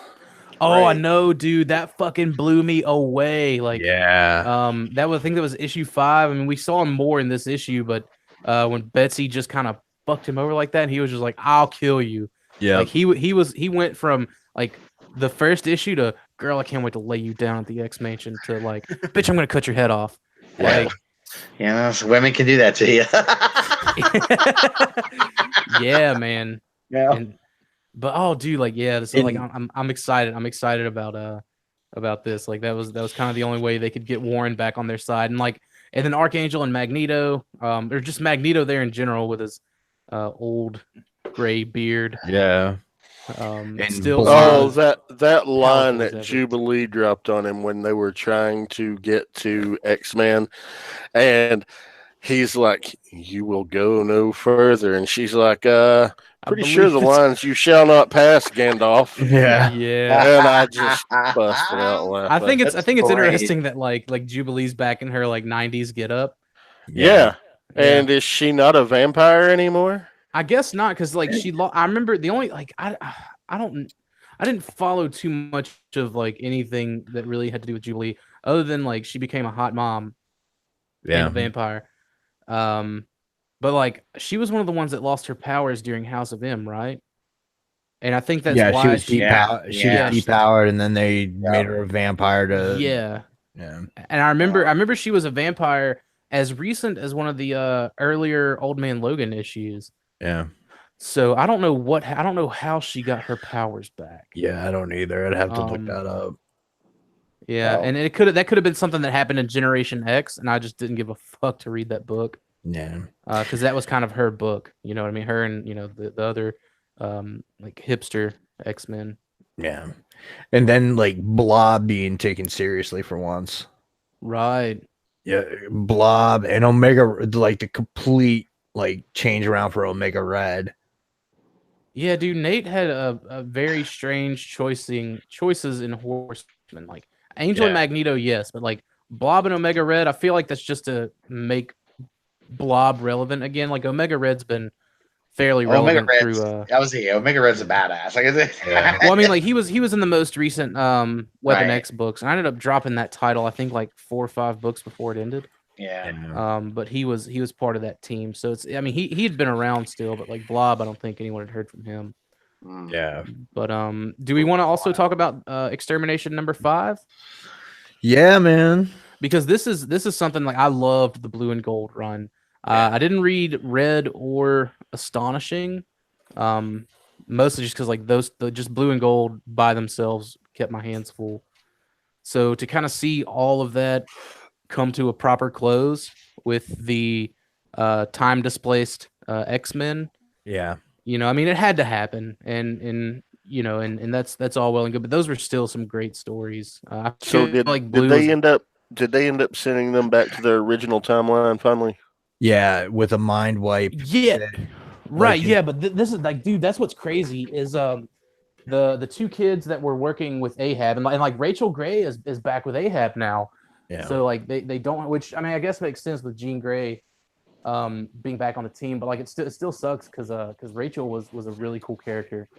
But like she's a Hound again, and I'm sure that's gonna pop up at some point later in Uncanny, or even maybe into X-Force. I'm like that book drops next week, so but seeing like Cable, Kid Cable, as he hates being called, go through and like basically just like shock and awe type combat. You know what I mean? Like catching everyone by surprise, taking an X-Man, like just collecting them like that. And he fucked up Warren, Worthington, took away his fire wings and gave him some regular wings.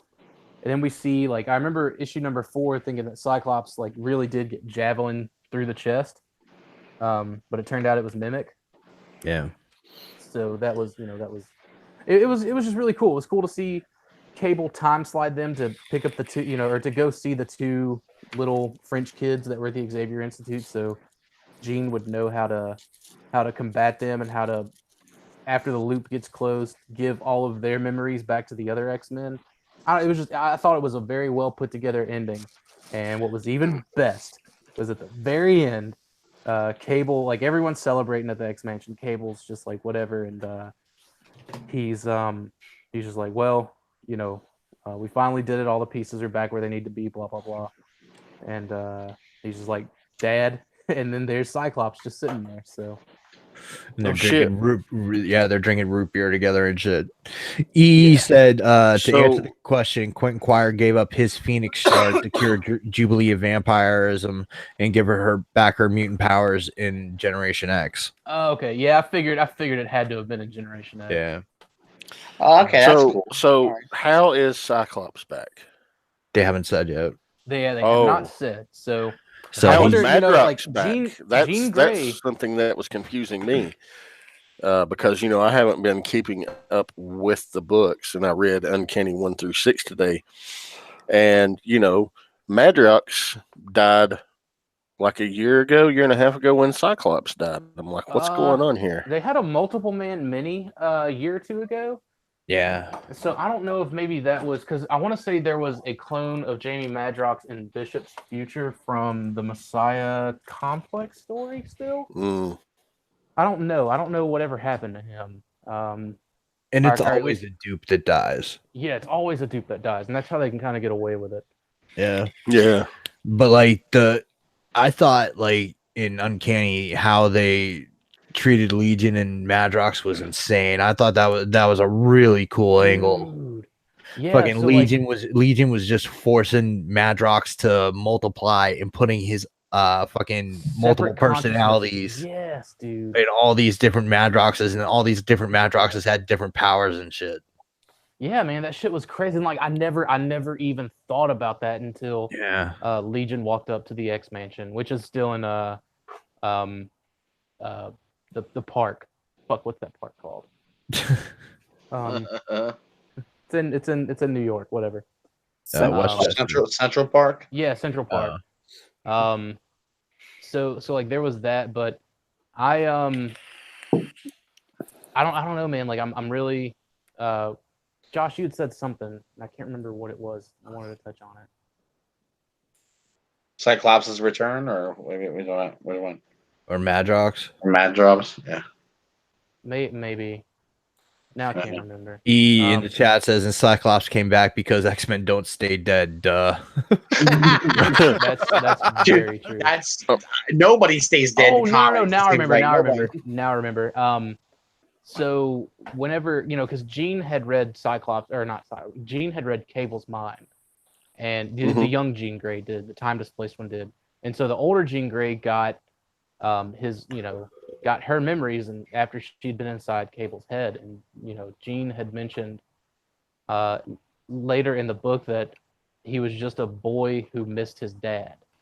So chances are Cable has done some other time sliding and probably prevented or maybe placed a double where we thought Cyclops died in Humans versus X-Men. Yeah. Okay. That's what I suspect. Because like that was a line that really stuck out to me was he's just a boy that misses his dad. Well, Cable likes to fuck around with the timeline, doesn't he? That's the thing. He killed his older self because of that shit too. Yeah, right. And like that's what's also weird is like they had the funeral for Cable, and I read The Exterminated, which was really good. It showed old Jean Grey and Hope going to all of Cable's safe houses, and Deadpool made a cameo. And because Hope was wanting to go back and get him. And Jean was like, "No, you can't do that."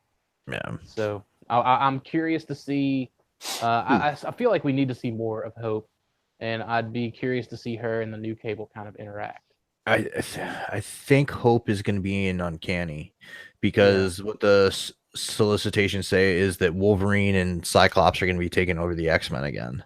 Yeah, and like I've been reading the Return of Wolverine too, man, and I feel like this is getting into that Jason Aaron Old Man Phoenix shit with the burning claws. Yeah. I'm very, very stoked on that. Yeah. So Wolverine's back in the dead too, huh? Yeah.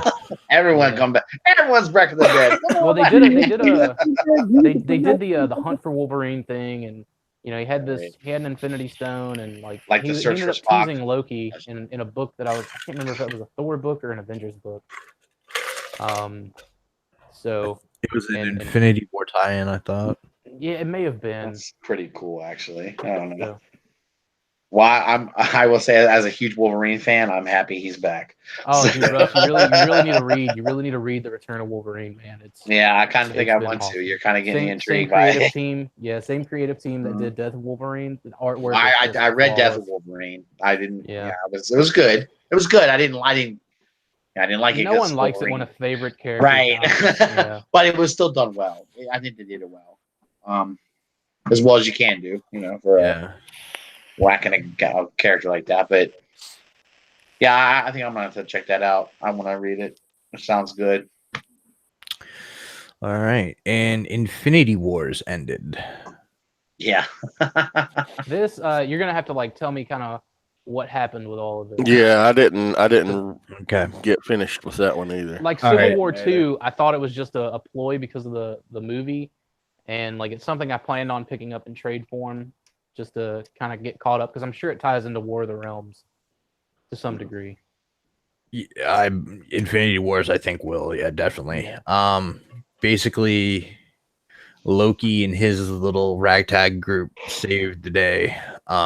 It's the Loki, Emma Frost, Ant-Man, the Hulk, and who else? I forget. Drax sacrificed himself to save everybody, so Drax is gone, and his soul has been split from Arthur Douglas and Drax, so they're now two separate beings. Oh, Jesus Christ. Phyla-Vell, the clone daughter of Captain Marvel, and Moondragon are back in this universe. They defeated the... If you've ever been an Infinity fan, you know that the Soul Gem was different than the other gems. It was actually sentient and had hunger, and that was they touched on that in the series, that there was an entity in there called Devandra that was just like a massive hungering, like Cthulhu, basically. And so they beat her, got her out of the Soul Gem, and at the end of it, Warlock, after they've gathered the Infinity Gems again and beaten Gamora, they basically give the Infinity Gems sentience and send them out into the cosmos to do whatever they want. Oh, wow. Yeah, that doesn't sound like a good idea at all. No, it doesn't. Yeah, it doesn't at all. Jesus Christ. So yeah, it sets up a new status quo for the Guardians, You because remember Drax. Kavik? Because that's how you get Kavik. Yeah. Yep. Bad ideas. So- Good stories. So Star-Lord's dead, Drax is dead. Star-Lord is not dead. Yeah. Oh, he's not? He got rescued. He got rescued from Soul World. What ended up happening is Gamora ended up throwing those people into Soul World instead of killing them, except for Thanos. Okay. Except for Thanos. Thanos is dead. Oh, okay. And what's going to end up happening is in the Guardians book, there's going to be a new Thanos. Yeah, I remember we were talking about who that potentially could be. Yeah. So someone will be taking over the guise of Thanos. So it was a really trippy book. It sounds like it, but you know what? I wouldn't have it any other way. That's just like, this is kind of a trippy story if you think about it. Yeah. And so what's weird, you know? And so like Gamora is basically just how she was. Okay. That's what happened, Josh. You okay? I guess not. I think he killed something. Yeah. I don't know. Probably spill coffee everywhere. So Gamora is basically, the same as before Infinity Wars. Right. So really, Star-Lord's still there, Gamora's still there, Groot and Rocket are still there. Well, damn, okay. So the only Guardian that died was Drax. And like they have it perfectly that he can come back at any time. Yeah. And so Loki is like, he's been doing shit in Avengers. Like he was the one that like the Avengers have had a celestial invasion. Like these Celestials invaded Earth. Jesus Christ. Yeah, and How so do you like battle the Celestials, dude? They're like they're like the all gods, They're like damn. And so like he's been involved with that. He's going to be involved in War of the Realms. The whole Black Panther arc is going to be involved in that, because Black Panther is now like, he's the new chairman of the Avengers. And not only that, like in his book, he's got like an interstellar empire now. Dude, yeah. So like, I haven't been reading the Panther title, but I have been reading the Avengers title, and that shit is getting like, it's progressively getting better and better and better. Yeah. I'm really liking, like we have Phil Coulson put together the Squadron Supreme of America or whatever. And then you've got like the Soviet Union, they put the Red Room put together their own, the Red Guard. So like writing the main Avengers book right now. Jason Aaron. Oh shit. Okay, cool. And he's still writing Thor too, and I like seeing how it's cool. Like everything's kind of like interconnected for the most part with those two books. And I like how he's doing the same thing in Avengers that he's doing in Thor, the 2 split stories. Yes. Yes. So like you're getting the Avengers of 1 million BC stories. Yeah, I wonder. Like, I wonder if that's what we're gonna get during the War of the Realms stuff that's coming out. Like, I wonder if we're gonna get some more 1 million BC Avengers, and Yeah. if we're gonna get some more, like, if that's when the All Father Thor stuff is gonna pick back up. Yeah. In those books, because like those are very interesting stories, and like I said, man, we're seeing more kind of come together with the Phoenix and Wolverine. Yeah. So we're seeing that in the Return of Wolverine. I feel like the superheated claws is partially to do with him having the Phoenix Force. Yeah. So, it's going to be interesting, to say the least. Marvel, I'm enjoying more Marvel than I have in years. Yeah, man. It's like I hadn't picked up an X-Men book in forever. 2015, 2016 was a strange time. I feel for Marvel, like there was some really good shit, like the Nick Spencer stuff, Captain America, Steve Rogers and Sam Wilson, Secret Empire, like all that was awesome. That was where Civil War II paid off, I think. But yeah, really this past year, it's basically like I started picking up older titles that I used to read, kind of going forward now. All right, now Marvel has been publishing a Darth Vader comic for 20 years. Yeah. And they have basically said that's what they're going to do. They're going to do series of Darth Vader books for 25 issues at a time with different creative teams. This issue ended the current art for Vader. They're basically Palpatine told Vader to go off and create his own castle for a place for him to study the dark side and all this other stuff, and gave Vader a helmet that belonged to an ancient Sith Lord named Darth Momin. No, he wasn't a Darth. He wasn't a Sith. He was just Momin. He was a Sith. Mm-mm. Momin, yeah. He was a Sith dude, because remember how he was taunting Vader about the rule of 2? And talking about how he and Palpatine corrupted it. They absolutely did. He's right. Yeah. He and Palpatine trampled all over it. Yeah. When they were having their lightsaber duel. Yeah, I didn't catch that. I must have missed that part. Yeah. Because he was telling me that, the Sith that freed him said that he was an apprentice, but he never saw himself as an apprentice, said he had no master. He wasn't arrogant enough to call himself a master of anything. He just wanted to learn and, continue to create. Yeah. So that's why I didn't think of him as a Sith.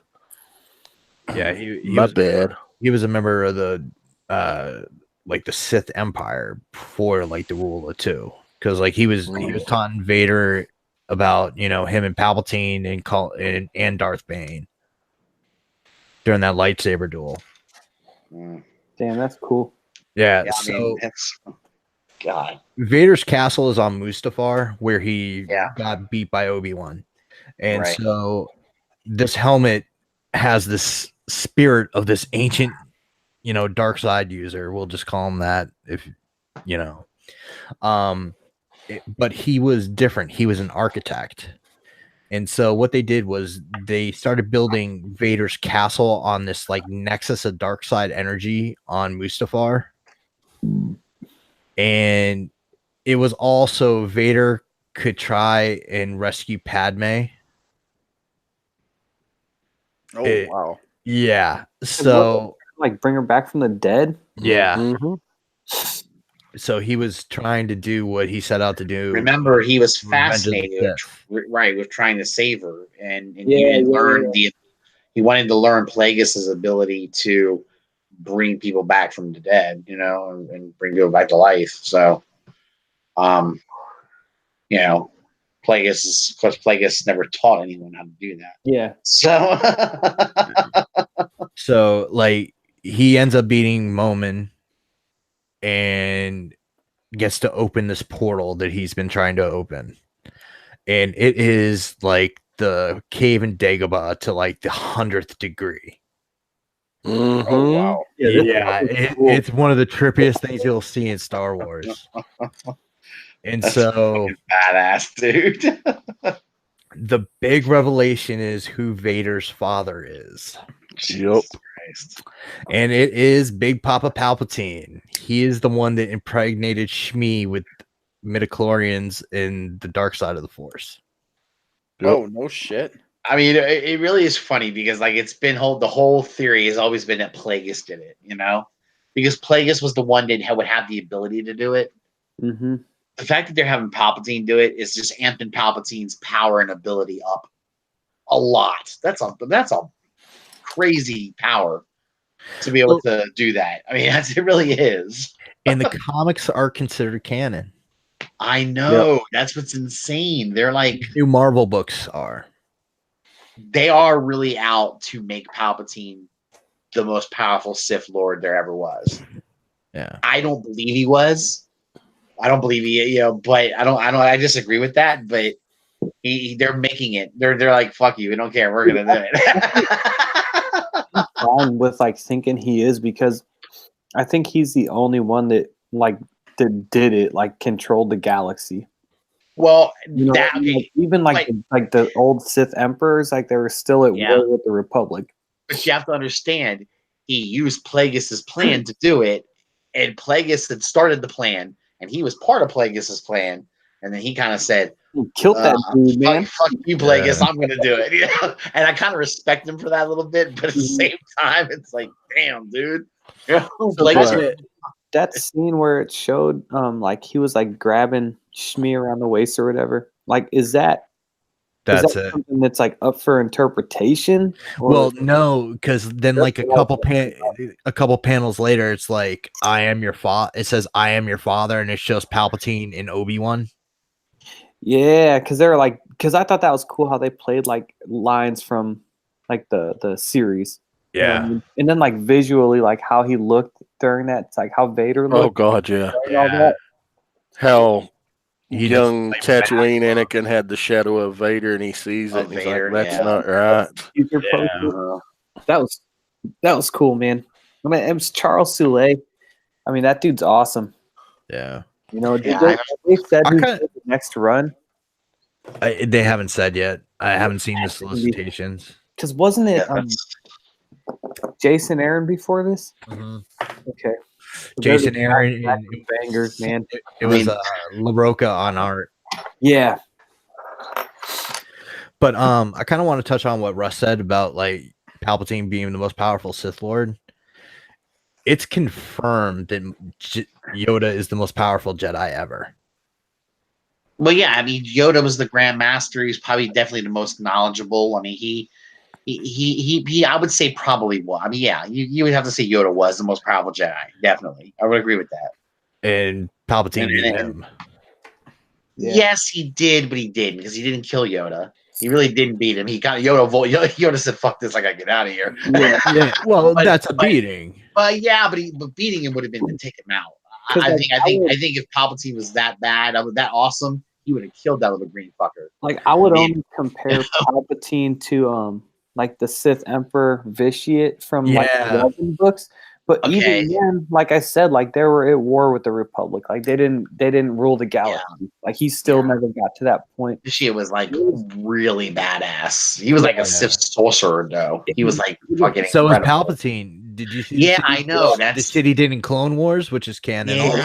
Yeah, I know. I think it was the way they portrayed him because like they didn't. I don't know. Like he was like this like fucking monster. Yeah. You know what I mean? Like he wasn't like a developed character. He was this being, you know what I mean? Yeah. So I think like that kind of maybe. Well, you don't know a lot. There's not a ton known about him, you know, except for what you read, you know. And force of nature, you know. Yeah. How many Sith Lords would be able to take on Maul and oppress at the same time and kill one of them? Yeah, I gotta tell you something. That fight, that battle was what made me respect, like maybe actually have to pay mad respect to Palpatine. Dude, that's like the baddest moment from like all of Star Wars. I initially thought that Palpatine was just this badass, this guy who could, really knowledgeable of the Force, but as far as a lightsaber duelist, not really. That was incredible. That was tight. Yeah, he was amazing. But I don't know. Here's what this revelation does, though. Mm-hmm. Go back and watch Revenge of the Sith now, and the scene where Palpatine is telling Anakin while they're watching that opera about Darth Plagueis the Wise. About Darth Plagueis, exactly. Yes. It does kind of now look at it in that context and think, oh shit. Yeah, have you guys read that book, the Plagueis book? Yes, I have. That one, that's one of my favorite ones. Man, it's cool because it's a really good book. Some of that stuff, it was James Luceno that wrote that. Yeah. He wrote the Tarkin book, which is also canon. Like some of the stuff he mentions. Now, the Plagueis book is Legends.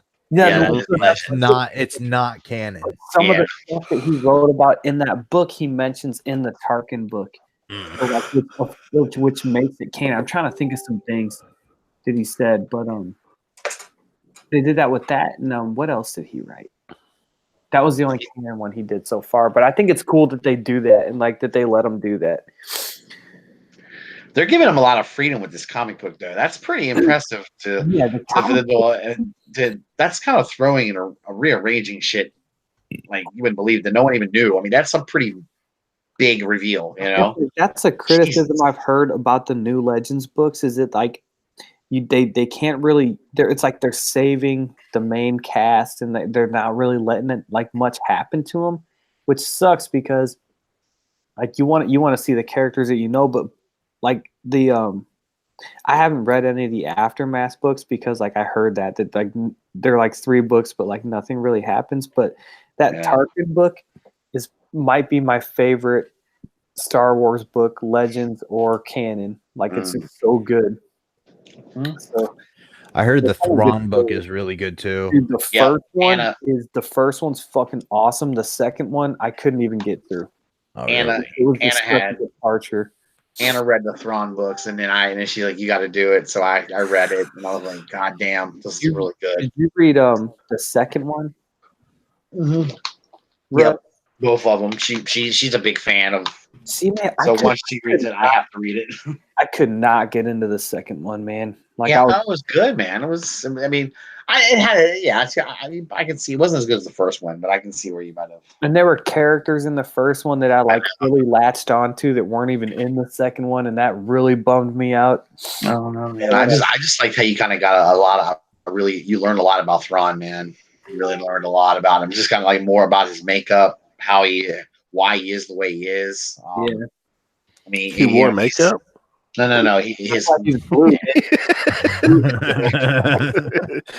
Oh hell, they should get him to be the genie then. Maybe a Maybelline. But he was pretty amazing. So because he is in Russ, I feel like he is an interesting enough character that he can hold a book on his own. Oh yeah, no, Thrawn's fantastic. How much Vader? Well, that's not saying much. I can hold a book. I was happy. How much Vader and Anakin were? I ain't even got a leg. He's got both of them. I was like, they don't even need to be in this book. Like I felt like it was just a distraction. I just wanted to read a good Thrawn story, But I think that's what kind of bothered me about it. Mm-hmm. I swear to God, I thought you said read a good Throb story at first. Good God. Well, it's interesting because does that technically mean that Palpatine is Luke Skywalker's grandpa? Yep. Yeah. That's exactly what it means. That's what it means. Is that the Skywalker line is actually the Palpatine line? Yeah. Which that pays off in Episode 9. I gotta start reading the damn comics, man. It might. It could explain why the Force is so strong with the Skywalkers. Because she didn't show any Force ability. She had no Force ability. So it starts with the Emperor because we're with him. Yeah, that's interesting. Yeah, wow. The Skywalkers are badass. Maybe that's why. Yeah. So basically, you have the strongest dark side user. Yep. And you have the No, is that why Luke kind of rides both sides of the Force? probably You could read that into it too. It opens up like all those story possibilities. Luke kind of becomes almost like a great Jedi. Yeah. He really does. He turns into like a great Jedi where he's like he'll fucking he's not afraid to embrace that dark side, you know. Yeah. Well, it was him and Mace Windu were really the only two that ever rode the line between both. That's true. You're right. Mace Windu had that. I think by the end in episode 8, I think Luke did the most Jedi thing you could do. So I think he was like he showed he like fully embraced the light side. Yeah, no, I agree with you. Yeah, but well, I don't know. It sounds like to me like he's kind of had the idea of there is no light and dark side. There's just the Force. Yeah, right.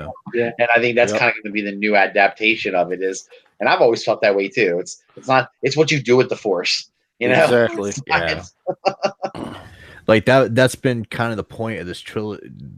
Trilogy is that the Sith weren't right and the Jedi weren't right either. Exactly. And it's tying into the prequels too, because it shows you that the rigidity of the Jedi is the reason Anakin fell.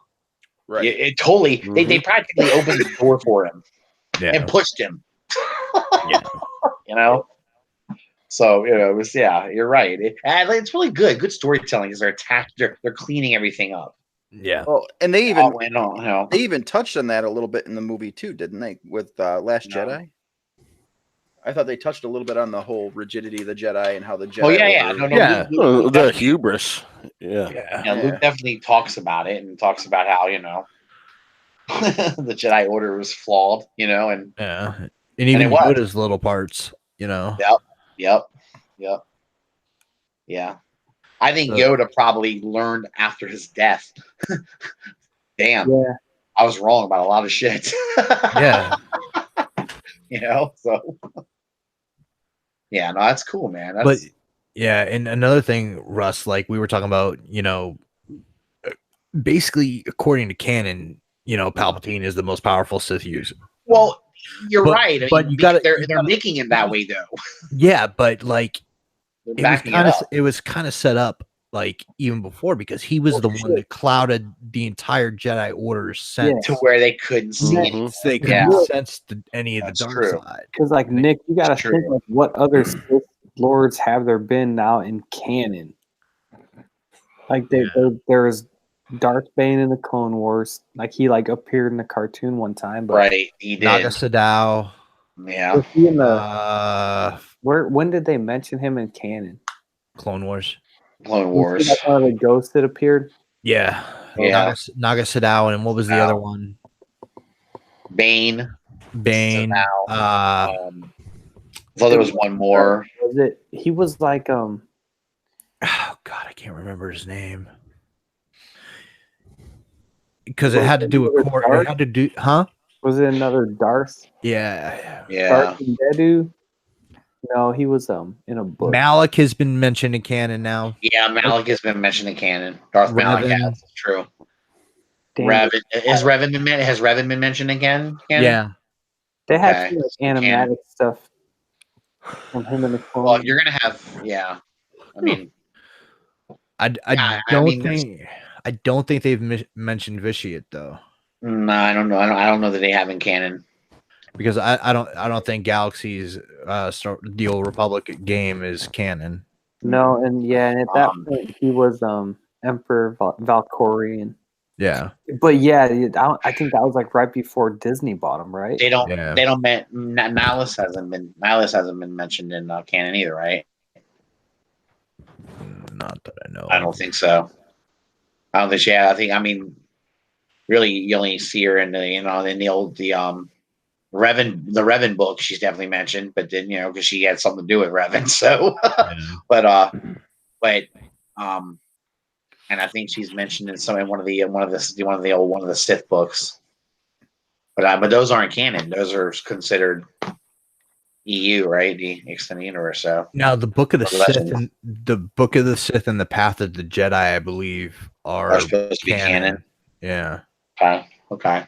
So if they're mentioned in the Book of the Sith, I've never I've never read the Book of the South. I've got it. I've got to grab it again. Yeah, if Man, they're that all sounds so confusing, like distinguishing what's canon and what isn't.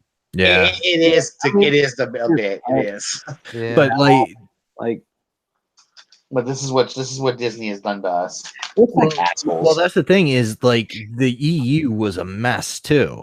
Well, yes, it was, but there was still the EU allowed you to still kind of. The EU made it where everything was like the game. European Union or No, the expanded universe, like the books and novels that came before Disney bought. Okay, I got you. Started with the Throne in like '93. Yeah, but it made it where everything was game. Everything was fair game. You everything was canon. Everything was. Like reading those EU books, like I never was like, okay, like what exact year did this take place? Does it interfere with this? Like it was like, okay, it just happened after Return of the Jedi. Yeah, and like stuff like Shadow of the Empire happened in between, Empire and Jedi. It's like, I did, whenever they said that stuff wasn't canon, like I was never bothered by that because I was like, well, shit. I mean, it's all made up. Like none of this shit's real. So. And see, like, Disney, don't you say that, Sam? When you stop believing, you stop living. See, like with Disney owning Marvel and letting them do these. That's why Dakota still believes in mermaids. Yeah, right. It's cleaning up the canon. You know what I mean? Yeah. Right. Well, and I think I heard that the reason cleaning up the canon, that sounds oddly dirty. I'm gonna clean up my canon. I'll be right back. I heard that it was because in that one book where Chewie died, so they like couldn't be like they couldn't have episode 7. Well, the one where Chewie died was like during the Yuuzhan Vong invasion back in 2002. Yeah, but like that happens so far down the timeline. Yeah, and so they've already changed that. Yeah, that happens after his kids are already Jedi and shit. Yeah, and there, happens after the death of Mara Jade and all that. All the kids are. Everybody's a Jedi. Huh? Yeah, well, I mean, pretty much everybody. Leia and Han had 3 kids. One day, one of their kids dies. Their younger son dies. It was Ben, and he was named Anakin. Yeah, he was Anakin. That's right. He was saving. Well, then two of their kids die. Then yeah, actually, 2 of their kids die because both the boys. Jason gets killed by his sister. Yeah. Because he turns and he becomes the new Dark Lord of the Sith. Yeah, and like a lot of those books, man, like they're goofy, but it's just like for me, like I just love Star Wars so much I can just pick one up and blast through it and enjoy it for what it is, Yeah. All right. I think we should move on to our wish list segment. Okay. It's 11:16, Russ, so that's why I'm skipping. I understand. Yeah. I'm excited. All right, so I gave the boys a homework assignment, which none of us understood, and none of them did it. It's not true. I don't even recall this assignment. Yeah, it was definitely assigned. Basically, I figured, since this is one of our last shows before the end of the year, that we should come up with a wish list of figures and toys that we'd like to see in the upcoming year. A list of 5 from any line, any company, any character. Now, I understand a lot of this is going to be fantasy totally because a lot's never going to happen, but it's what we'd like to see. Well, I hate that he limited to 5 figures and not 5 releases because I'm like, man, I can think of 5 box sets right now. Well, 2 of mine would be considered box sets if they release them that way. So I'm with you. All right. Well, let's start with rule breaking Dakota. Oh no! Like that's the thing. Like I took like the absolute like must haves from all these. That's okay. So I would like to see and it's like it's not next year. I think it's 2 years away. The Beast Wars 25th, but there's no time like the present to start pumping out product. I'd like to see them do the prototype colors from like the back of the packaging of Dinobot, and it came down to like either him or Tarantulas because I've seen that orange Tarantulas in person and it looks really awesome, but my heart and soul belongs to Dinobot, so. as like a, I guess like a reissue sort of thing. Also, I'm a big 3 3/4 inch guy, as we were kind of talking about earlier. And man, like that one, like this one was really tough. I'd really like to see Thor's current look in the 3 3/4 inch scale with the golden arm. Yes, with the golden arm, or even if it was Unworthy Odinson with the Uru arm.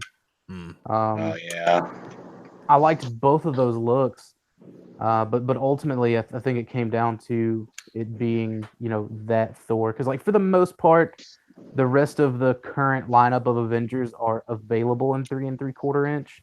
You know, like there's the She-Hulk, Cap is in his classic uniform again.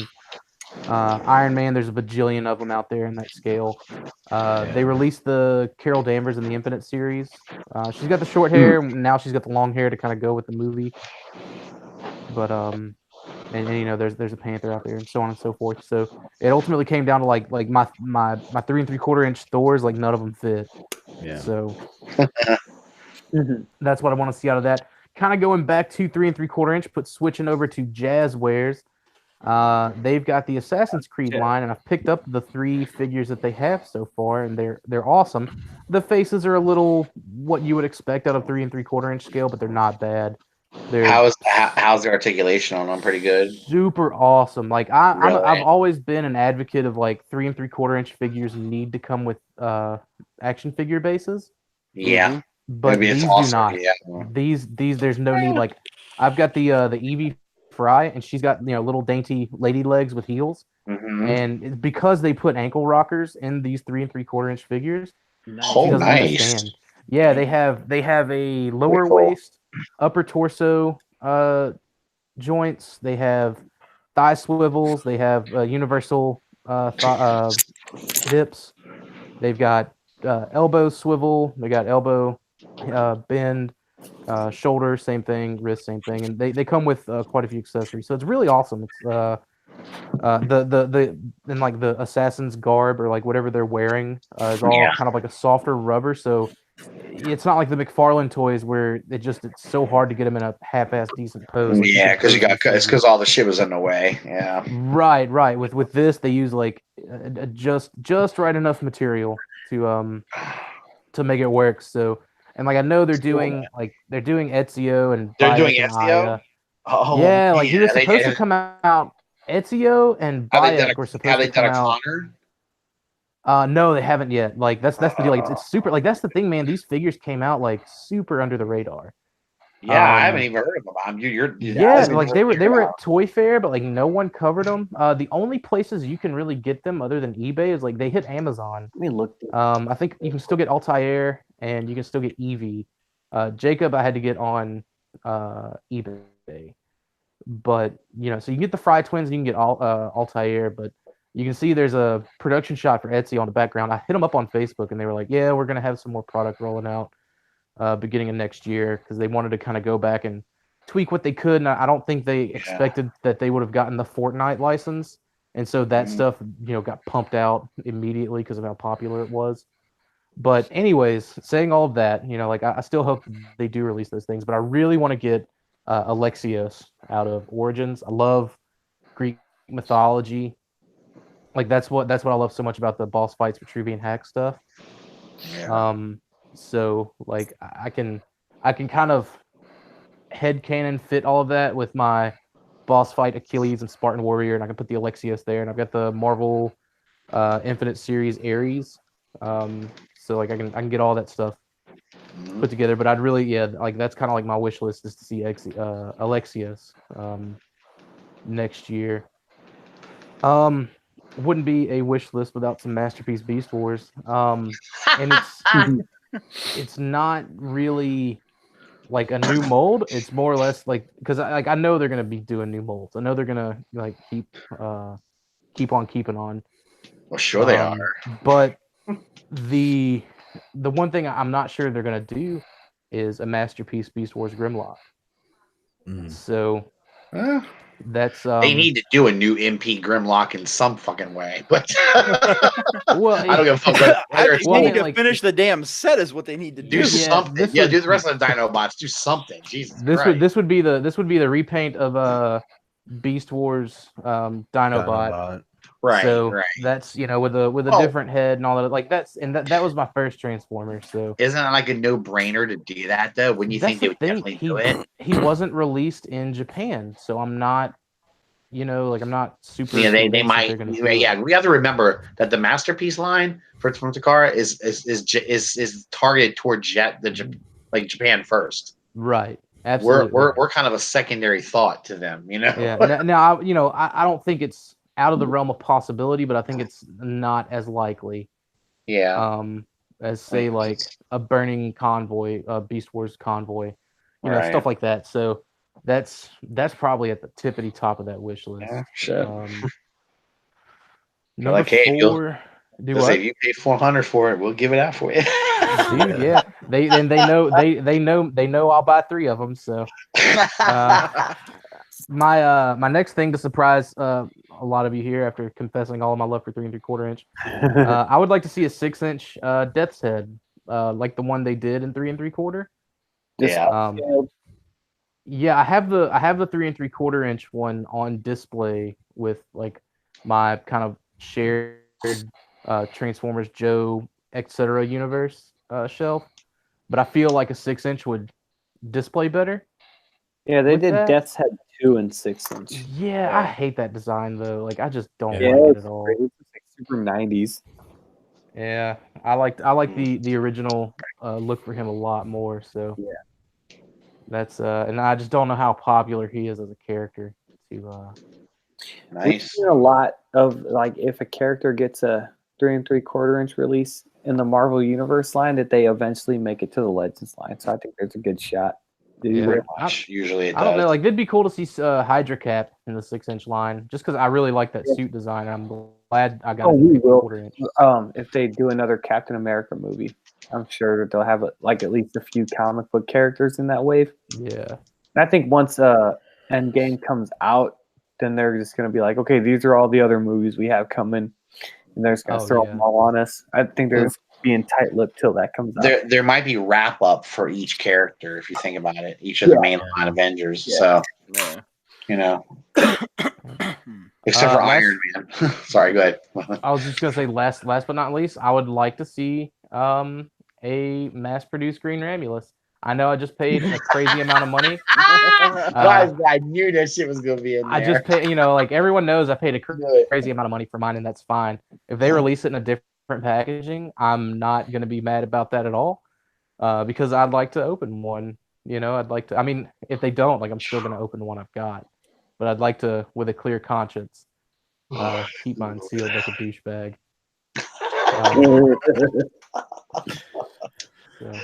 Awesome, dude. Awesome. That's a good list. That's good. That's a good wish list. I'm just gonna go down the line. Josh, you're up, Josh. Oh, come back to me. All right, Rob. He didn't do his homework.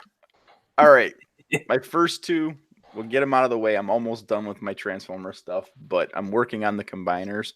I want to see either Zeta or DX9 or somebody do their scale with Defensor and Computron. Because what scale did you say? Like the Zeta Toys, Toy World, the big scale combiners. The bigger scale. Yeah, because I mean, right now I'm working through Zeta Superion. I'm working through the X-Transbots Menasor.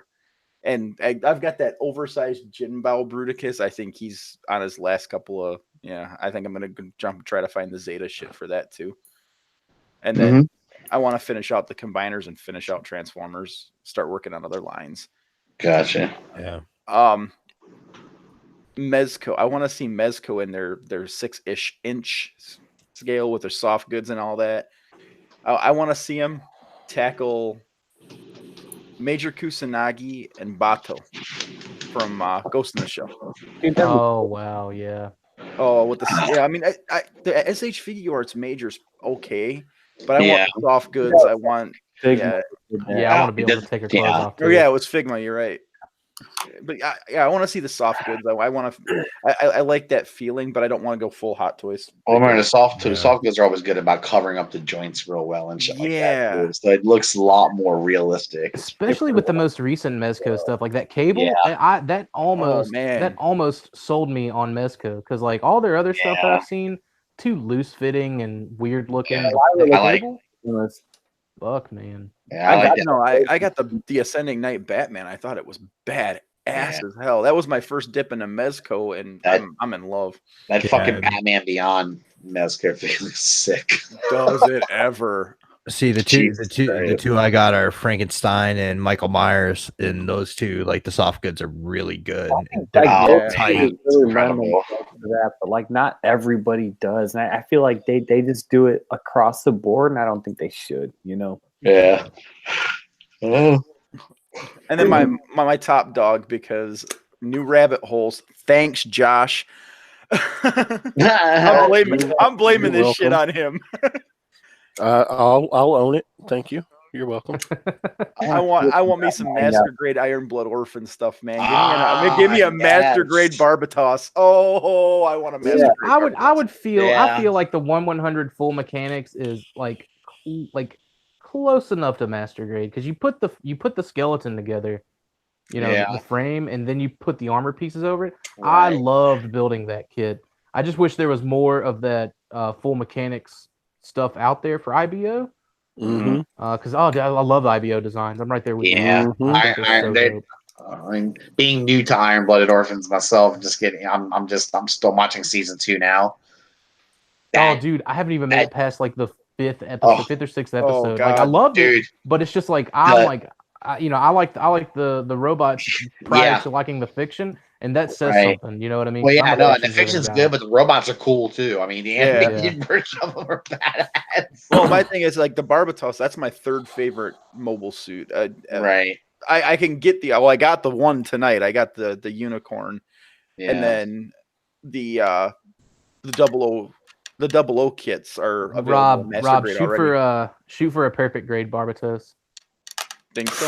I haven't even touched. This is my first foray into master grade, man. Yeah, man. The first thing I put together. Is it a perfect grade Dakota, or is it one of the high res? That's what it is, isn't it? It's high res. I'll do my high res. Yeah, because the first thing I jumped into whenever I got back into like Gundam building after like 10 years of not doing them, or longer actually, was I picked up a perfect grade Wing Zero, and it's an older one, and it was an experience, and I bet it's like, pretty for cool. the most part, it does what it's gonna do. Like it stands there and it looks pretty and immaculate as fuck, and it's huge. Put together a couple of master grades, put together a high grade, and then like I'm still working on my perfect grade Zaku, Char Zaku, and they're so much fun. They're expensive, but like it's such a long, rewarding build. Especially go the extra mile and you detail the frames. You know what I mean? So. What else you got, Rob? That's it. That's all 5. All right, Russ. Okay, well. I want the Horsemen to tackle something like the Silverhawks. It would never happen, of course, because then they would have to get the license for it and all that and everything. But I think the Horsemen would do an incredible sculpt, and I think the Silverhawks would be an amazing task. I'd love to see them do it. That's the one. They're the one guys. They're the one designers that I think could do a good job on them and make them outstanding.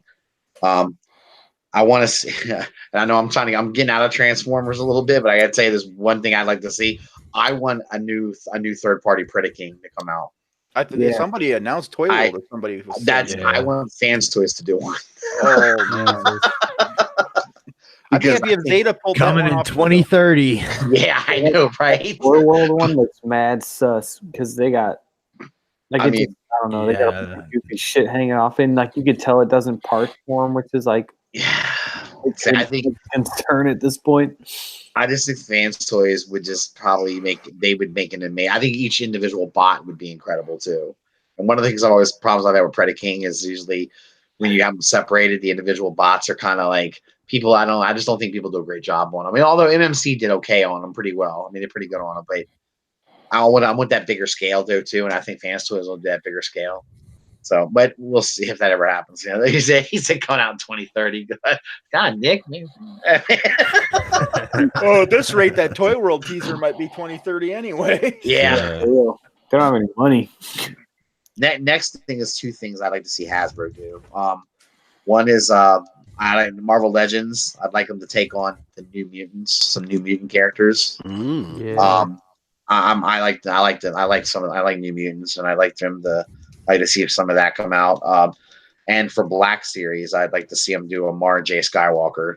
I don't know that they ever will because it's a Legends character, not canon. We got I'm hoping she's pretty. Definitely hope she's pretty badass. And then SH Figure Art, I'd like to see SH Figure Arts do a Darth Bane with the Orbalisk armor, or no? Yeah, the Orbalisk armor. Yes, the Orbalisk armor because he's hard because there's not like one nailed down look for him. There's not, I know, and because he has multiple looks. That's true.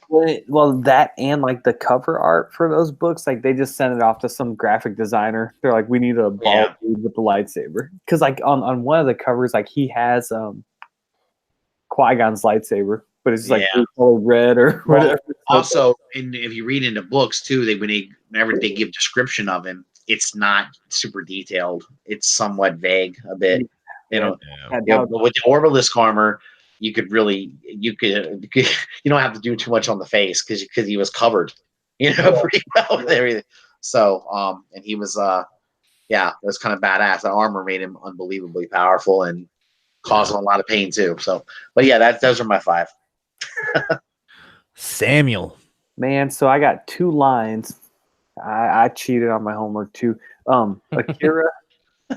We need figures from that. Oh yeah, I have all the McFarlane ones, and like they look great, but they're not articulated. They're statues basically. So I would want that company Super Action statue. They make like the JoJo's Bizarre Adventure toys. Okay, and, like, the One Piece stuff. I think that they have the same like articulation as SHF, but I think their paint's better. So I would want them to do Kaneda, Ki, Ru, Tetsuo, Akira, obviously. Maybe like the clown leader, the clown gang leader, and then Tetsuo and the Colonel. And I think if I got those guys, I'd be happy with it. Nice. Pair them with that Unrustable Bastards Atomo. Oh, that'd be that'd be cool. And then the other line I think NECA would do this. One of my favorite movies of all time is the movie Heat with Al Pacino and Robert De Niro. Oh, yes. NECA, they're really clever about like part reuse. So I feel like they could do like a suited body, and it could be like the whole crew, like Robert or Neil McCulley's crew, like when they robbed the bank, and use the same body, for all of them.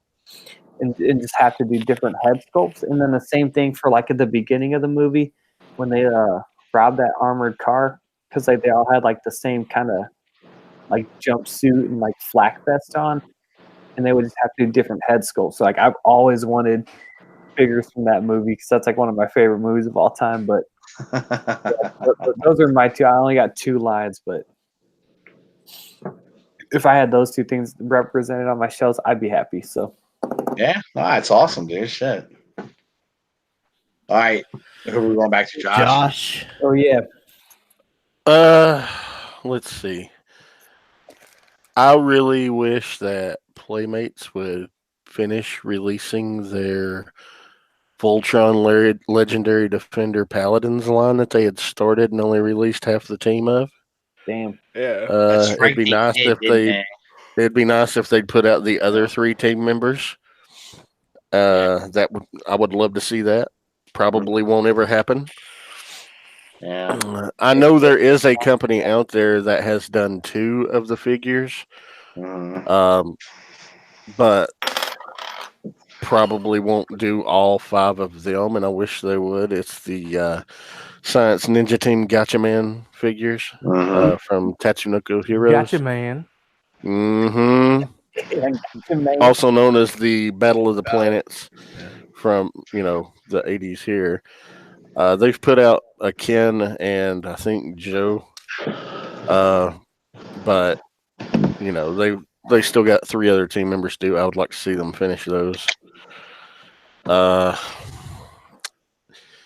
want a figure of Schrodinger's cat and Pavlov's dog. And a custom of me. Nice. Okay, no, those last 3 weren't serious. Dude, I could totally see a figure of you though. Somebody does them does custom. I would love to see, going back to Dakota and Russ, how we were talking about Iron-Blooded Orphans a few minutes ago. I would love to see like action figure lines of Gundam pilots. Oh yeah. Oh, that'd be interesting. Yeah, because got that. Yeah.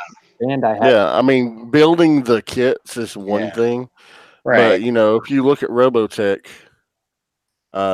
they've got actual pilot figures. Yeah, right? I would love to see a company like SH Figure Arts or somebody along those lines make some awesome Gundam pilots, from each series. Yeah, that'd be pretty cool because as awesome as the suits are. Series like Iron-Blooded Orphans, man. I mean, the suits were cool looking, but it was the characters that it was attached to. The characters are what really makes the show. I mean, I think. Yeah. Yeah.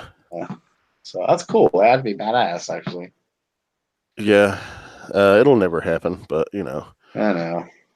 And I keep saying this, and I know JD keeps telling me Mythic Legions.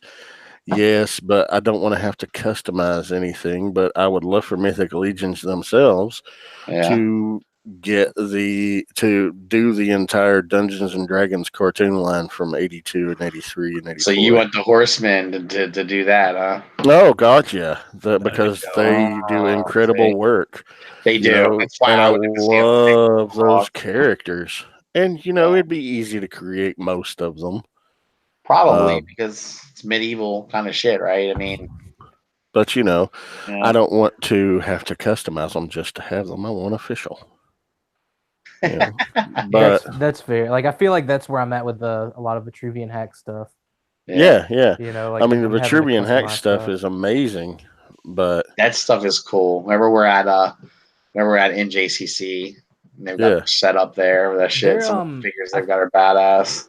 They started out with like Sparta and ancient Greece, and they went to like Greek and it was like Greek, and then they went to like a fantasy, medieval stuff. Do you guys remember the Globulus character from G.I. Joe? Yeah. Unfortunately, yeah. Do you remember this? Remember the figure they did where it was like the snake it body? Was terrible. It was an absolute garbage figure. Well, they've got one that they do that's like that, but it's actually a lot more. It's got a lot more articulation in the snake body. Yeah, they've got a whole line of those Gorgons. Yeah, and like multiple colors figures and but that's what's awesome with boss fights. You can between the V hacks and even some of the Marauder stuff. Yeah, you can get a lot of customization and then like with the Greek stuff and the medieval knight type stuff. And like they're going for like a space theme with their next wave, which is interesting. And then they're doing an add-on for the Wandering Warrior and stuff like that, which I don't know, man. I dig it. Like I really dig what boss fights do. And it's badass. The last thing I would like to see done, I would love to see a line of Fallout stuff. Not like I'm not talking about these 3.0 14-inch $400 power armor suits. I'm talking like a 6-inch action figure line, superposable, basic like Vault Dweller and various characters from the other games, monsters from the games, that kind of cool shit. I would love to see that. I wouldn't mind seeing somebody tackle the power armor suits like they do with the Gundam models. We'll get Rob more for extra credit. Anyway, go ahead. Well, like I said, 3-0. They've got some awesome power armors up for pre-order. Yeah, man. They're fucking $500. ridiculous, though. Yeah. They're beautiful. They're absolutely gorgeous. And of course, if you don't get them at the pre-order price of like $400, good luck paying under $1,000 for one. Jesus. All right, who hasn't gone yet? Oh yeah, Nick, you haven't gone yet. All right. That's right, Nick. One of mine got stolen in the chat. Prime stole it. Mezco Pinhead. Dude, we'll get one. Oh wow, okay, that would be pretty cool. In a matter of time. Yeah. Yeah, I mean, I imagine they'll do that eventually. Yeah, I mean, Pinhead was such a he's up there amongst the iconic horror characters, So man, they're these licenses. Dude, that's one of the Mezco horror guys I might actually buy. Yeah, Hellraiser was great. They're great movies, man. I mean, well, not great movies. They were terrible movies, but they were great for being awesome. Terrible bad movies. Ugh. Yeah. All right, a comic style Bane from Mezco. Fuck yeah, man. See, that's one where I think that would be pretty cool. Pants and look great on. Yep. And they'd make them big as fuck, dude. You know who else would make a good Bane? Storm Collectibles. Yeah. Oh yeah, because they can bulk them up and shit. Yeah, you're right. Yeah. It'd be pretty cool. Another Mezco. Damian Wayne. Oh fuck that! Ugh. Yep. Why would they waste their time? Who was that? Who was Damian Wayne? Bruce's son, who's the current Robin. His little annoying brat bitch son. That's what that is. Russ, on a scale of 1 to Takara Tomy, how annoying brat bitch is he? He's he's like extremely what would you say 10 Takara Tomy? Oh my god. He's fucking awesome. He's a pissant. Oh god. He's only got one saving grace. He can fight. I give him that. He can fight. He's a bad little motherfucker. He's a beast. But it's like, I don't know. It's like you have to wonder if an adult actually fought him for real and went at him hard, how he would really hold up. Old captain. Dude, he's fought adults. I mean, I know. But I'm talking about like, okay, let's say. Do you think they're like, yo, that's Bruce, that's Batman's fucking kid. Like, they don't know that. Let's put it this way: if Dick Grayson and him got into a serious fight and Dick went at him hardcore, Dick would fuck him up. Absolutely, I duly believe that. Well, we know Tim didn't. That we know Tim did. Tim got his shit rocked, okay? But I don't hold that against Tim because Tim Drake's not the he's not the fighter that Dick Grayson is. I can understand that, but nah, man, fucking Nightwing would beat the fuck out of that little kid. The only reason why he doesn't is because he's a little kid. He loves him. Nightwing after him. He beat the shit out of Todd too. Well, that's because Todd. It's Todd Jason. What do you want? I mean, yeah, he beats the shit out of the two Robins that aren't the most skilled fighters. Had no reason to fight Dick. Him and Dick got along good. Yeah, that's because he knew better. Dick will fuck him up. He get out of line, get his ass whipped. All right, anyway, you just stop interrupting. All right. My first one is yet another Mezco. D from Vampire Hunter D. Oh, that'd be fucking awesome, cool. Actually. Yeah, that's a good character, too. That I don't see very many figures done of that at all. I don't think I've seen statues. Yeah, I've seen figures. I've never seen a figure. Yeah. See, that's the thing with anime stuff, though, is like you're going to get statues more than you will figures. I think you're right. It seems like that's the way to go. Like a complete line, Yeah. That's a good one, though. Damn. And then my last one is a figure that'll never be made, but I want a Marvel Legends Morgue. Oh, that would be cool.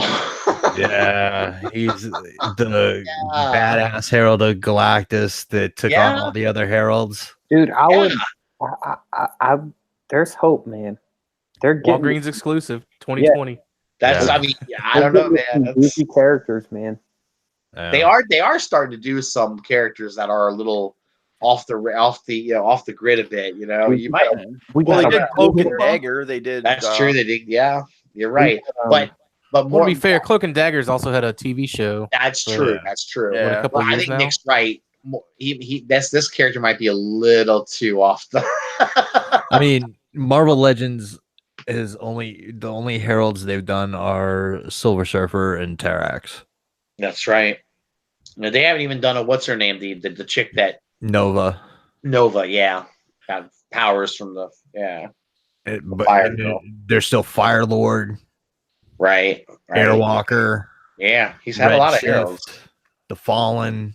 He's definitely had a lot of bitches. Yeah, so that's my list. That's pretty good. That's a good one, man. Goddamn. A lot of Mezco. I'm surprised, man. Well, he likes Mezco, don't you? You like Mezco. I like the horror stuff a lot, and I'm I'm in on the dark side. And I think with Mezco, you got a good chance of getting these random ass fucking one-off characters. You could. That's true. Mezco does seem like they'll do. They like to do.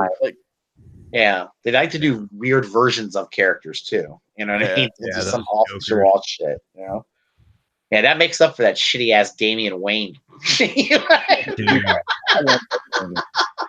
we're getting to see Silver Surfer, Russ. Well, if he said Silver Surfer, I'd fucking bolted. I've already got the Silver Surfer I want. Yeah. You like the Marvel Legends one? I got the Select and the Legends. What do you think Mezco would do? Would just like wrap some tinfoil around a body mold? Probably put like the old Mego figure. Just like put a silver suit on him and paint his extremities silver. No, you remember those old like 1980s Corvette jackets with that silvery fabric? Yeah. Oh God, the fucking douchebags will wear that shit. Yep. Yeah, look at me. I got a Corvette, or at least I got the shitty coat to make you think I got one.